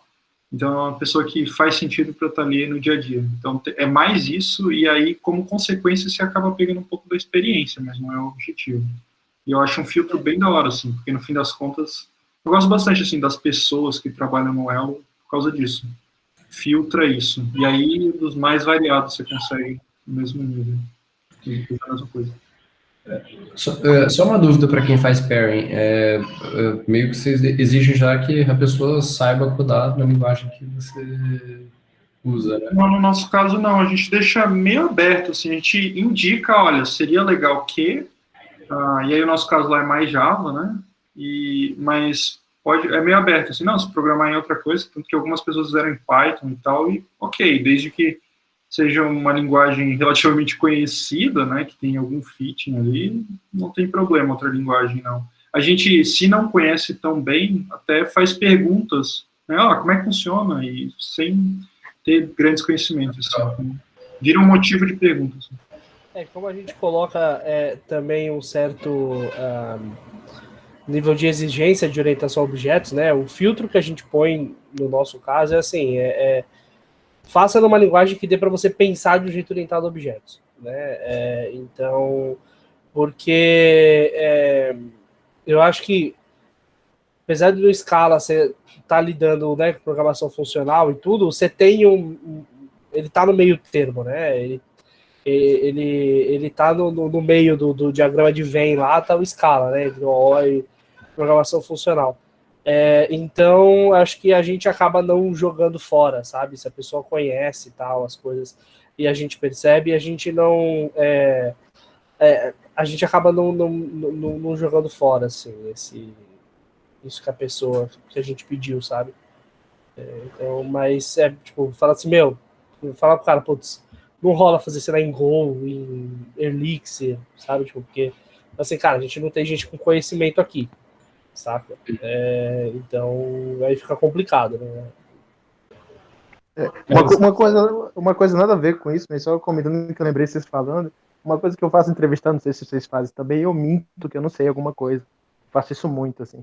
Tipo assim, sei lá, vamos supor, o cara programa em Python, eu falei, tem muito tempo que eu não programo em Python. Aí eu minto, aí eu vou enrolando o cara, aí tem uma hora que eu pergunto, mas explica isso aí melhor pra mim. Aí, tipo assim, o cara fica muito desinibido, tipo assim, porque, enfim, tipo, eu mudo um pouco a relação de poder, que foi o que o Flávio falou um pouco. E aí isso é um negócio muito legal, enfim, é uma coisa meio fora aqui, mas vocês falando eu lembrei disso. É um recurso bem legal. A gente tem feito bastante... Eu só ia comentar, que a Ana perguntou das linguagens, lá com a gente é bem caótico, na real, porque hoje em dia acho que a gente liberou geral, assim, em termos de linguagem. Então eu já fiz pairing com PHP, com Go, com... PHP, vocês falam? Já fiz de PHP, já. Com Go, com JavaScript, TypeScript, acho que Haskell talvez eu não tenha feito. muito Java, em Kotlin, Scala também. Então, assim, e tipo, de novo, para a etapa de pairing, meio que tudo faz, né? Porque, tipo, a ideia é você sentir a pessoa ali, então, cara, você vai entender que tá fazendo uns ifs e funções, a gente não precisa entender tão a fundo a linguagem para conseguir acompanhar um pairing. O exercício é um pouco mais chato, né? Tipo, às vezes você não sabe o que é idiomático ou não numa linguagem, por exemplo, Go, umas coisas que para mim é difícil acreditar que é idiomático, mas é idiomático na linguagem. E aí tem que aceitar. Mas o pairing acho que é bem mais de boa. Essa questão da mentira, né, que acho que foi o Newton que falou, a gente tem feito isso bastante nos grupos de estudo. Eu tenho feito, pelo menos.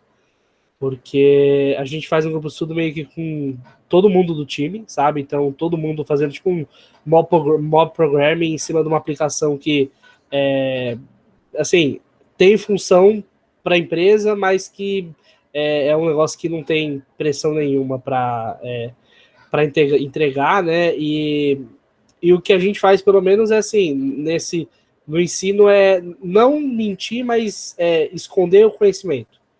Saca? Tipo, pô, como é que será que a gente faz para fazer isso aqui, assim, sabe?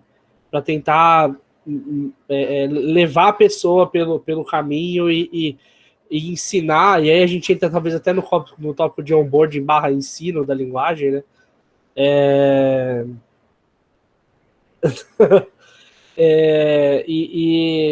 Então, tipo, para não dar muita resposta, sabe, de bate pronto, assim, tentar fazer a pessoa ir chegando nos caminhos, né, porque para muitas coisas de programação funcional, assim, que eu percebo é que você tem que conhecer o caminho para chegar até lá, o porquê, né, porque muitas vezes você chegar, tipo, o que é um monad, tá ligado? Tipo, você chega num bagulho muito louco lá, que pouquíssimas pessoas vão entender de bate-pronto, mas se você conhece o caminho até levar aquilo ali, deixa a coisa bem mais fácil, assim. Mas é mais relacionado ao ensino da linguagem mesmo. Tem umas que a gente implementou acho que faz mais ou menos um ano, que é meio que a nossa filosofia quando está contratando. Um dos pontos é experiência do candidato, que é bem esse lance. Então a gente abriu também. Abriu, agora todo mundo coda o que quiser. Fala, cara, que você mais estiver confortável aí. E se você puder me ensinar ainda sobre o que você tá falando, melhor ainda, cara. Que é um sinal a mais, né? Isso deu muito certo também. Pra pegar mais cultural, né? Inclusive, esse lance da linguagem, eu particularmente era um pouco mais chato com isso, de, pô, eu não quero revisar código que é em Go, ou, sei lá, até em Elixir, pra não ser tão longe assim. Mas, cara, tipo, código bom e código ruim é fácil de pegar em linguagens diferentes. Tipo, talvez, sei lá, uma linguagem tipo Haskell, talvez o Camel, começa a distanciar muito do nosso dia a dia lá, sei lá, do que eu mexo em Scala, em Clojure. Mas a maioria das linguagens, tipo, cara, tem jeitão, cara, vai fazer uns if meio estranho, vai fazer umas lógicas meio estranhas, vai dar uns nomes meio nada a ver. Tipo, o grosso, assim, de engenharia de software é muito parecido. Vai colocar tudo no mesmo arquivão, tudo na mesma classe, ou vai, sei lá, misturar a lógica, vários concerns diferentes na mesma função. Tipo, essas coisas rolam em qualquer linguagem, e eu acho que é isso que, no final das contas, a gente, pelo menos, a gente quer tentar mensurar ali no exercício. E isso, tipo, dá para passar um pouquinho por cima das barreiras da linguagem, assim. Obviamente tem uns detalhes, assim, que a gente acaba não pegando, se não conhece tanto a linguagem, mas o grosso é fácil de pegar, dá para pegar.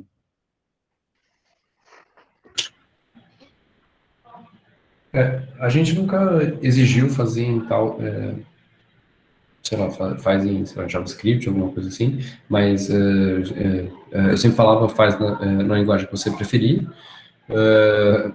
e eu também concordo, tipo, o grosso a gente consegue pegar também, algum detalhe, talvez, tipo, o Júlio usou uma lib de Reactive, tipo, JS, né,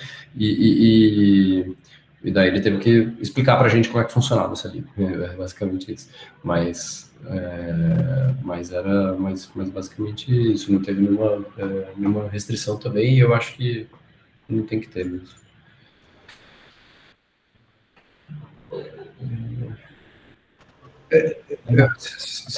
Desculpa, alguém quer falar? Desculpa.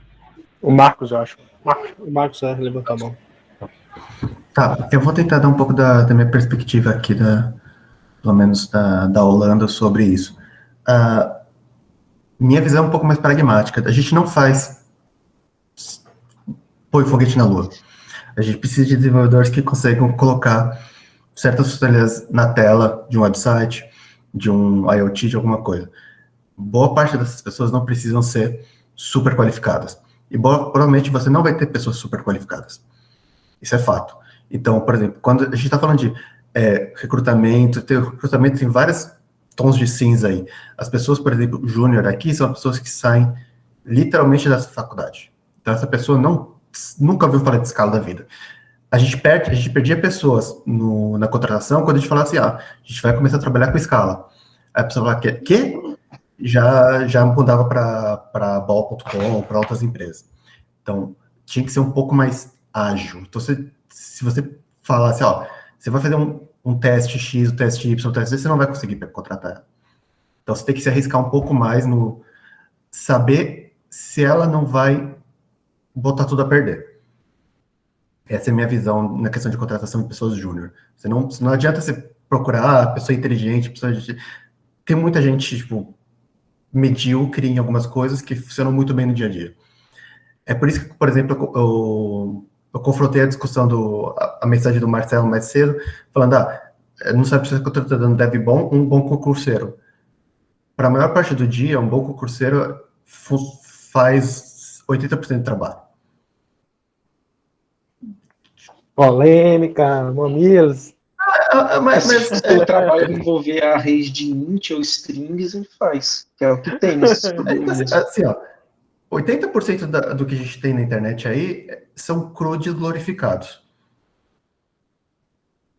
Polêmica. De alguma maneira... Cara, tá jogando bomba aí, cara. De alguma maneira, não é algo, tipo, muito perigoso, muito... Tem suas particularidades, mas não é... A gente não vai estar salvando vidas todos os dias. Aí, quando você vai começar a entrar pro mercado de devs, plenos e seniors, pelo menos aqui na Holanda, vou colocar o papel aqui da Holanda, o mercado local dessa população quase não existe. Porque ou saíram ou, tipo, já estão contratados. Então, a gente tem que contratar gente de fora. A maior parte dos devs escala seniors que você vai contratar aqui são do leste europeu. Acho que o Marcelo deve ter a mesma percepção na Alemanha. E nesses casos, eles são devs muito competentes, mas geralmente um fit da empresa meio estranho. Que não é aquele tipo de funcionário que veste a camisa da empresa. É o tipo de funcionário que veste o quanto você consegue dar dinheiro.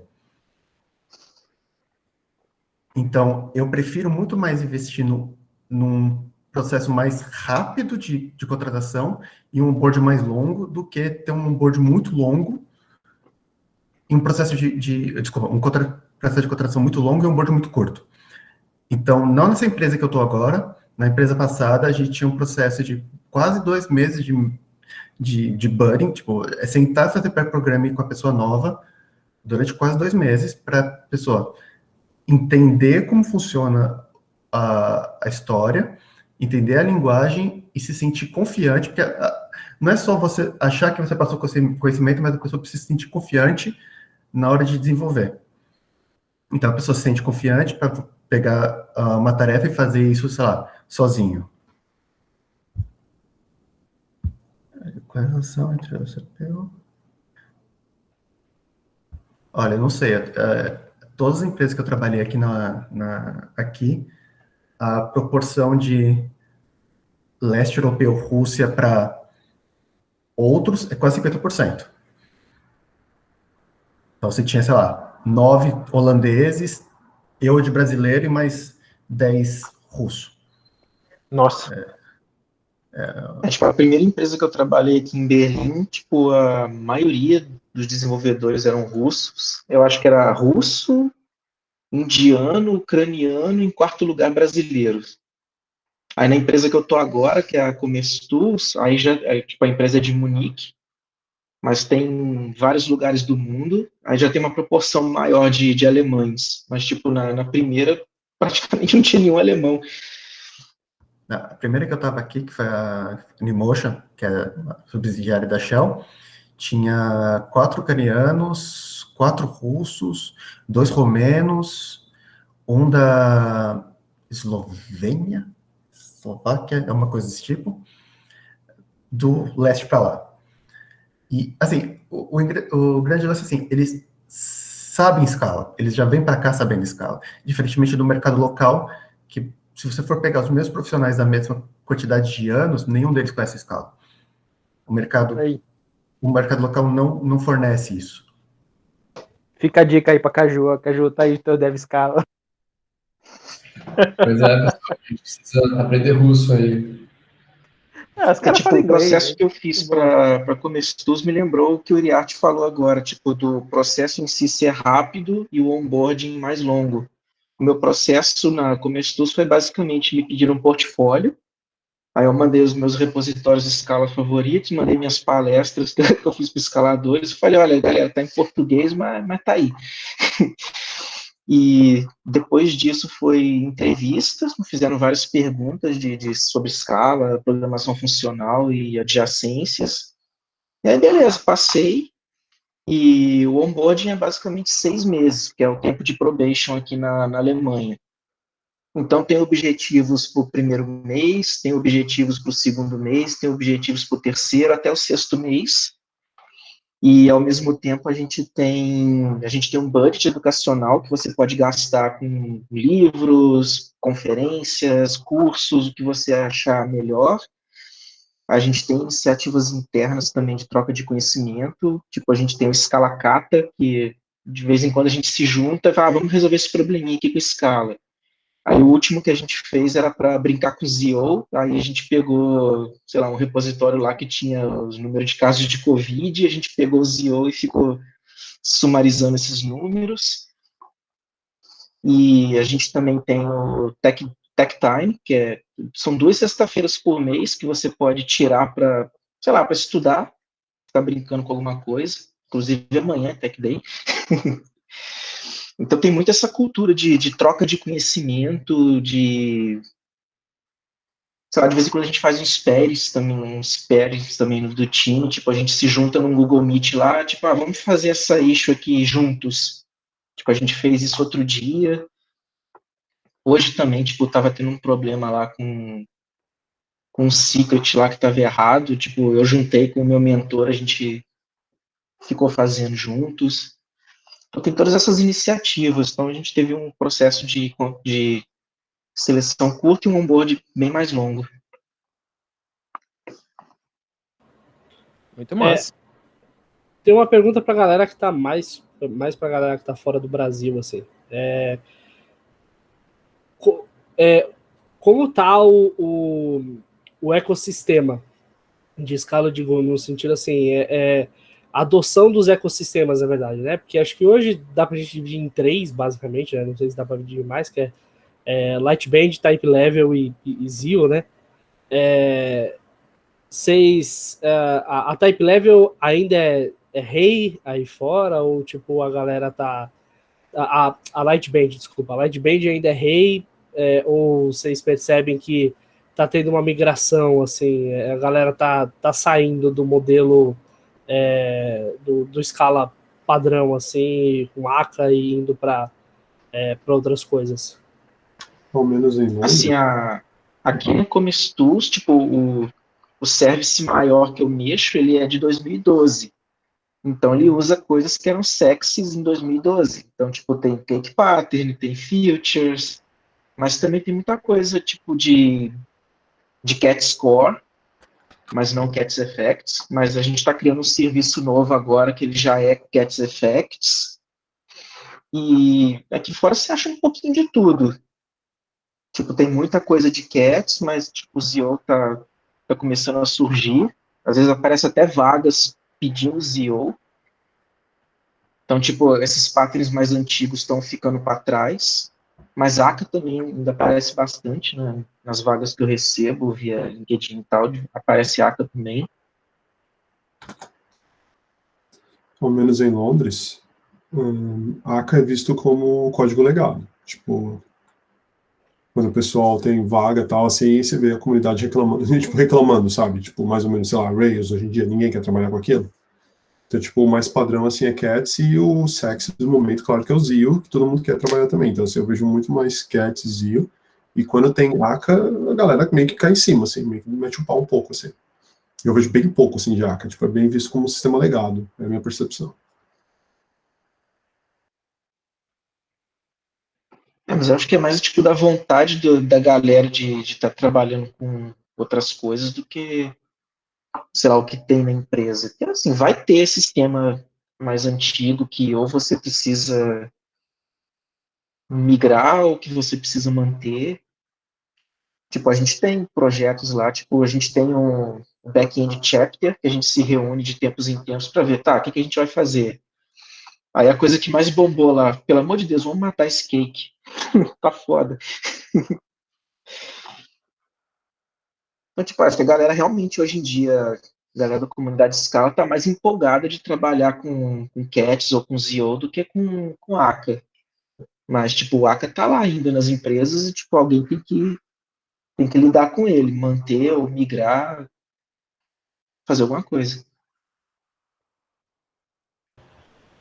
Um comentário sobre isso, meio curioso, acho que menos do que eu senti no Nubank, é que essa talvez seja uma vantagem de usar Clojure com uma linguagem que tem muito pouca gente que conhece, é porque as pessoas não têm nenhuma paixão. Tipo, ninguém chega no Nubank e fala, nossa, mas eu gosto de Clojure, mas usando o framework X e não o Y que vocês usam. E a pessoa não tem paixões por Clojure. Talvez ela curtia um pouco a linguagem, mas ela não tinha. Talvez ela curtia programação funcional, porque ela mexia um pouco com Elixir, ou um pouco com Scala, ou um pouco em Java, um pouco em JavaScript. Mas como tem tão pouca gente, assim, sério, acho que hoje tem umas 700 pessoas, deve ter, sei lá, se chegar a 50 pessoas o número de engenheiros que a gente contratou que tinham uma experiência razoável em Clojure prévia e que, portanto, poderia ter paixões prévias, acho que é baixíssimo, assim.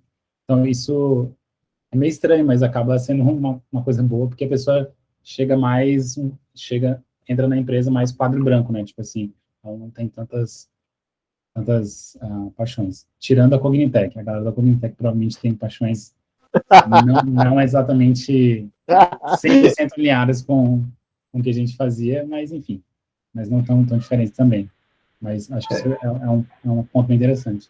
Você acha também que isso vem do fato de que sei lá, em Clojure tem muito menos jeitos de você fazer alguma coisa, ou, sei lá, Scala eu vejo que parece que, cara, não tem nenhum go-to library para fazer algo, assim, tipo, sempre tem zilhões de opções, algumas pouco, sei lá, mantidas, outras que tem alguma menos Spark, eu não conheço muito.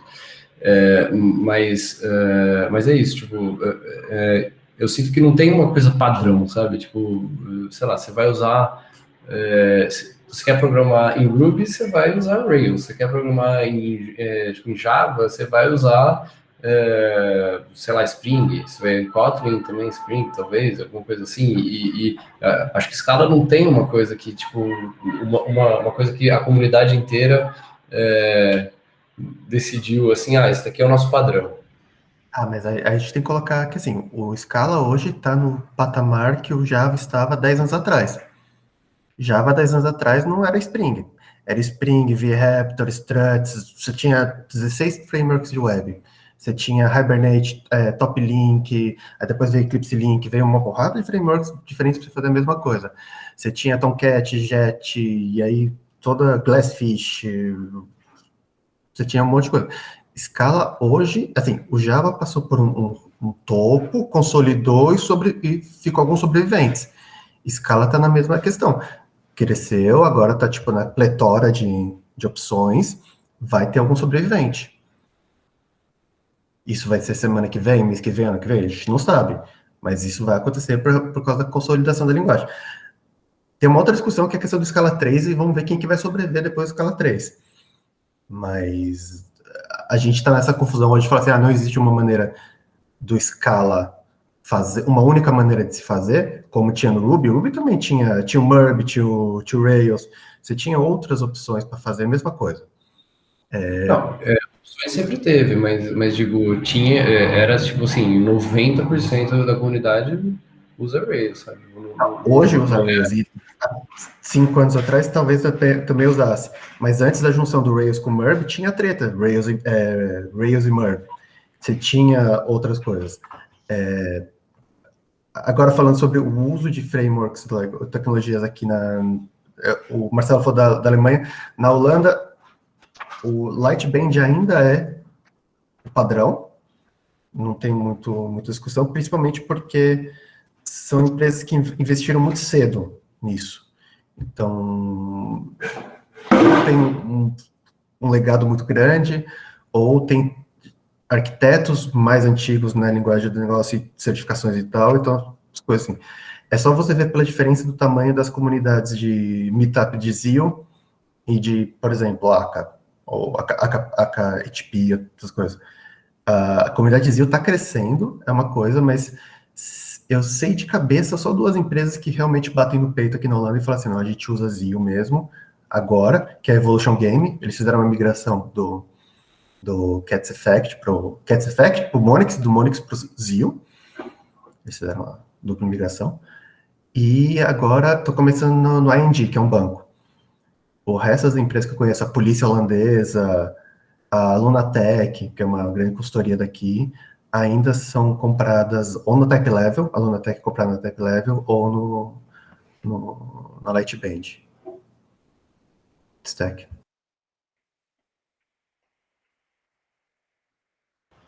Posso puxar algo bem polêmico? Mas, Já vai dar 9 horas, fica à vontade aí. É a última, vai. Não nasce da dificuldade da linguagem e se consolidar como na web? Porque, tipo, eu não sei, eu tenho pra mim que o Scala, nem com o Play, nem com os outros, conseguiu uma boa consolidação na web. E o espaço dela parece ser em sistemas distribuídos, né? Spark, Flink, etc. E não sei, eu tenho para mim que eu faria uma aposta de que Scala não toma um espaço relevante na web nos próximos 5 anos, assim, 10 anos. Eu acho que é um lugar muito mar vermelho, né? Tem que levar isso em consideração também. Tipo assim, tinha bastante tecnologia madura já e sendo utilizada e bem forte. Eu acho que é difícil até ter qualquer linguagem que venha e tome esse lugar. Tipo assim, acho que o Node ainda conseguiu fazer alguma coisa, enfim, porque ele podia roubar, né? Que ele tinha o front do lado dele que ajudava isso, mas acho que nenhuma linguagem vai conseguir uma coisa muito forte nesse sentido. Não, eu duvidaria muito. Principalmente porque web, o foco é mais produtividade, né, também, e eu acho que Scala peca bastante nesse ponto. Acho que a gente não tem coisas muito prontas como em outras linguagens que tem coisas prontas para resolver todos os problemas comuns de web de uma forma super integrada, assim, né? A gente não tem muito isso. Acho que o Play veio para tentar resolver isso, mas sinto que é um pouco largado, assim. Enfim, minha opinião também. Sim. Mas esse argumento, você pode fazer esse argumento do, tipo, é um espaço difícil de consolidar, Red Ocean total, mas o Phoenix com Elixir tá Não, crescendo mas mais ainda. rápido. Pois é, mas é tipo assim, é muito. Se fosse pegar essas empresas que estão usando no mundo, provavelmente eles estão bem atrás ainda de Scala, provavelmente. Ah, com certeza. certeza. Eu tô dizendo Esse da é o curva ponto. de crescimento, né? Eles estão subindo, mas acho que tipo vai ter um platô em algum momento breve, assim, é bem provável. Essa é a minha opinião. Né? Cara, eu acho que o ponto é que o Fênix ganha na web em relação, se for comparar com Java, Scala, Kotlin, é que, cara, é um framework extremamente pragmático e não tá nem aí para lei. Eu acho que o que deixa, o que diminui a produtividade quando você está usando uma linguagens estáticas, assim, que seguem um montão de design pattern é layering. E não tem, cara. O Fênix basicamente dá um plunge no Rails, mas você vai fazer algo que é diferente de um CRUD, fica assustador, velho.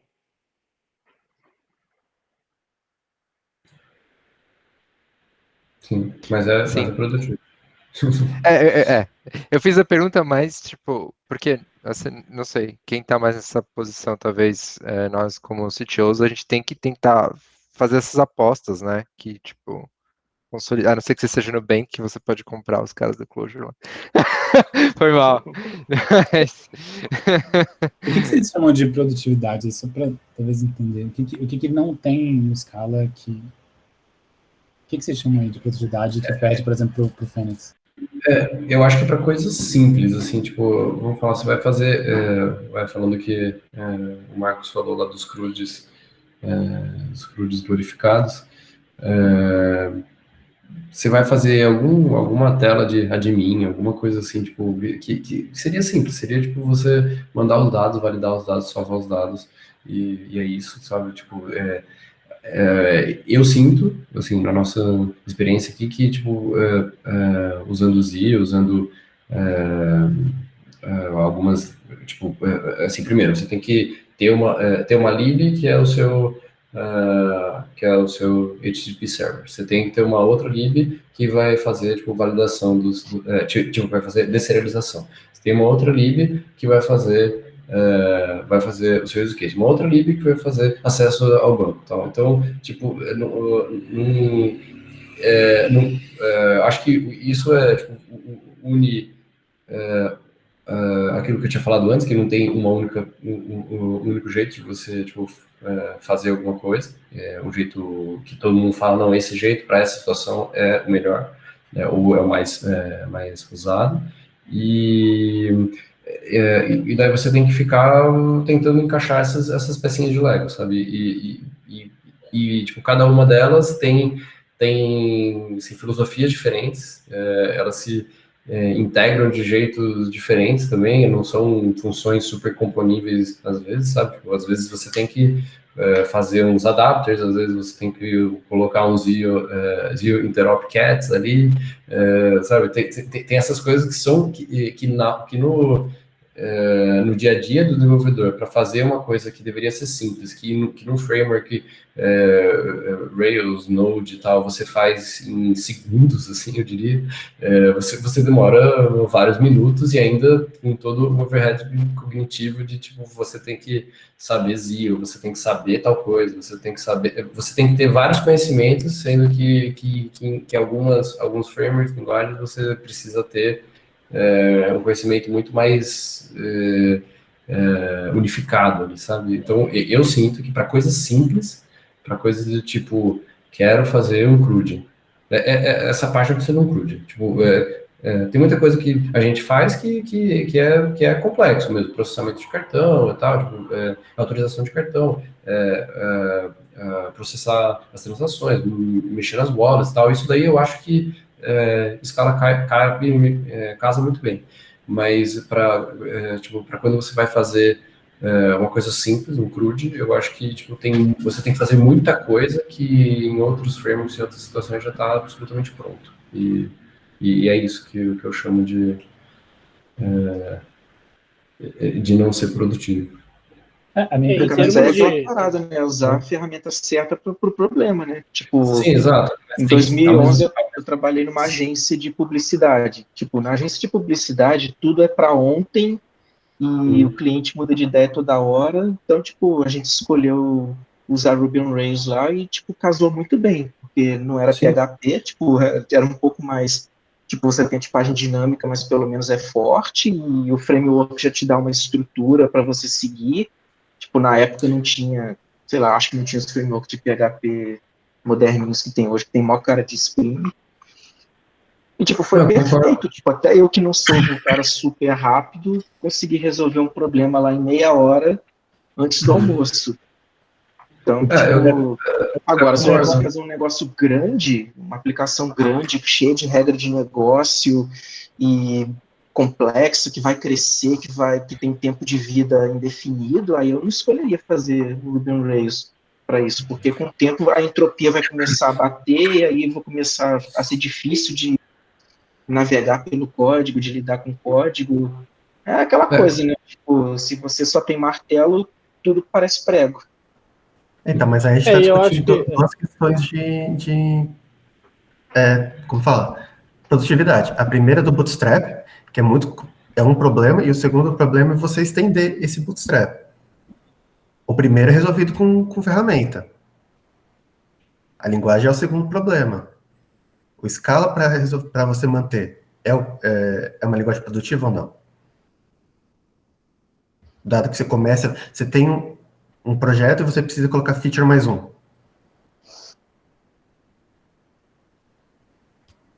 Então, nessa parte de evolução, eu acho que é mais tranquilo, porque, tipo, você tendo a tipagem estática, o type system, você tendo a ferramenta te ajudando, fica mais fácil. E, por exemplo, até o Java ajuda bastante nisso. Eu lembro uma vez que um colega meu estava navegando nos códigos Java lá e, tipo, ele dava Ctrl-clique, Ctrl-clique, Ctrl-clique. Chegando lá no final, ele falou, cara, eu já me perdi aqui. Falei, beleza, cara, tipo, se você estivesse mexendo no JavaScript do Marketplace, você nem ia conseguir dar esses Ctrl-cliques, você ia se perder muito pior. Então, tipo, nessa parte, quando a entropia começa a bater, ajuda bastante. Mas talvez para fazer, tipo, aquela coisa mega, mega simples, talvez não seja o ideal. Mas aí, igual falaram ali, tipo, tem o Play tem essa pegada de ser aquele, tipo, você vende sua alma para ele te dá tudo. JSON parser tá ali, a parte de página também tá ali, tudo bem que hoje em dia o JavaScript tem vida própria e tal, você tem uma aplicação front-end, mas se você quiser fazer lá interpolando o código Scala no HTML, pode, tá ali, e tipo, ele entranha em tudo, ele resolve tudo, ele tem essa pegada meio Spring, assim, tipo, beleza, faz com play, tem injeção de dependências, tem tudo ali. Sim. Acho que esse ponto também talvez seja um pouco do Kotlin ter ganhado tanta atração, né? Porque eles levaram o Spring junto, né, cara? Então, tipo, eu acho que a pessoa vai migrar, né? Puta, ela olha pro Scala, você tem um baita ecossistema, mas ela olha pro outro, ela tem o Spring, tá ligado? Tipo, pra esses cenários mais simples, é quase um no-brainer, né, cara? Você acabar indo e aí você vai uma aplicação, vai outra, quando você vê, você já está usando tudo. Né? Então, mas isso pode ter sido um tiro no pé do Kotlin também, porque, tipo, eu vi um cara falando ontem, assim, tipo, lançou o Java 16, né? Agora já tem várias coisinhas que o Scala já tem desde 2004, mas, enfim, o Java é uma grande novidade. O cara falou assim, tipo, o Better Java é o próprio Java. Então, eu tô feliz do Scala ter seguido esse caminho de rejeitar os javismos e ser a sua própria coisa, porque ele, tipo, quem vai para o Scala realmente quer uma coisa diferente, tipo, não, quero fazer programação funcional estaticamente tipada na JVM, eu vou para o Scala, tipo, se eu quiser um Better Java, eu continuo no Java, porque o próprio Java já está sendo Better Java. Então, tipo, o apelo do Kotlin, tipo, o Kotlin ainda é uma linguagem melhor que o Java, mas, sei lá, até quando que vai ser assim, tipo, se ele simplesmente adotaram o Spring e todos os javismos, e o Java correndo atrás, o javeiro vai ter menos motivação para sair do Java e ir para o Kotlin. Tipo, se ele quiser ficar ali tendo mais do mesmo, só com uma linguagem melhor, ele vai ter cada vez menos motivo. O cara vai sair se ele quiser realmente alguma coisa diferente. Ou ele vai para o Clojure, vai para o Scala, ou ele sai da JVM, sei lá. Vou só segurar um pouquinho aqui a onda. A gente deu uma devaneada do assunto, está bem interessante aqui. A gente acabou devaneando do assunto, já são 9h10. Então, o que eu pensei em fazer é a gente parar aqui a gravação E, obviamente, quem quiser continuar, pode continuar conversando aqui, a gente vai até onde a gente quiser. Mas vou parar a gravação aqui para a gente manter pelo menos a parte da gravação um pouco mais dentro do tema ali que a gente se propôs. Fechou? Bom. Valeu, gente, mas a conversa foi da hora.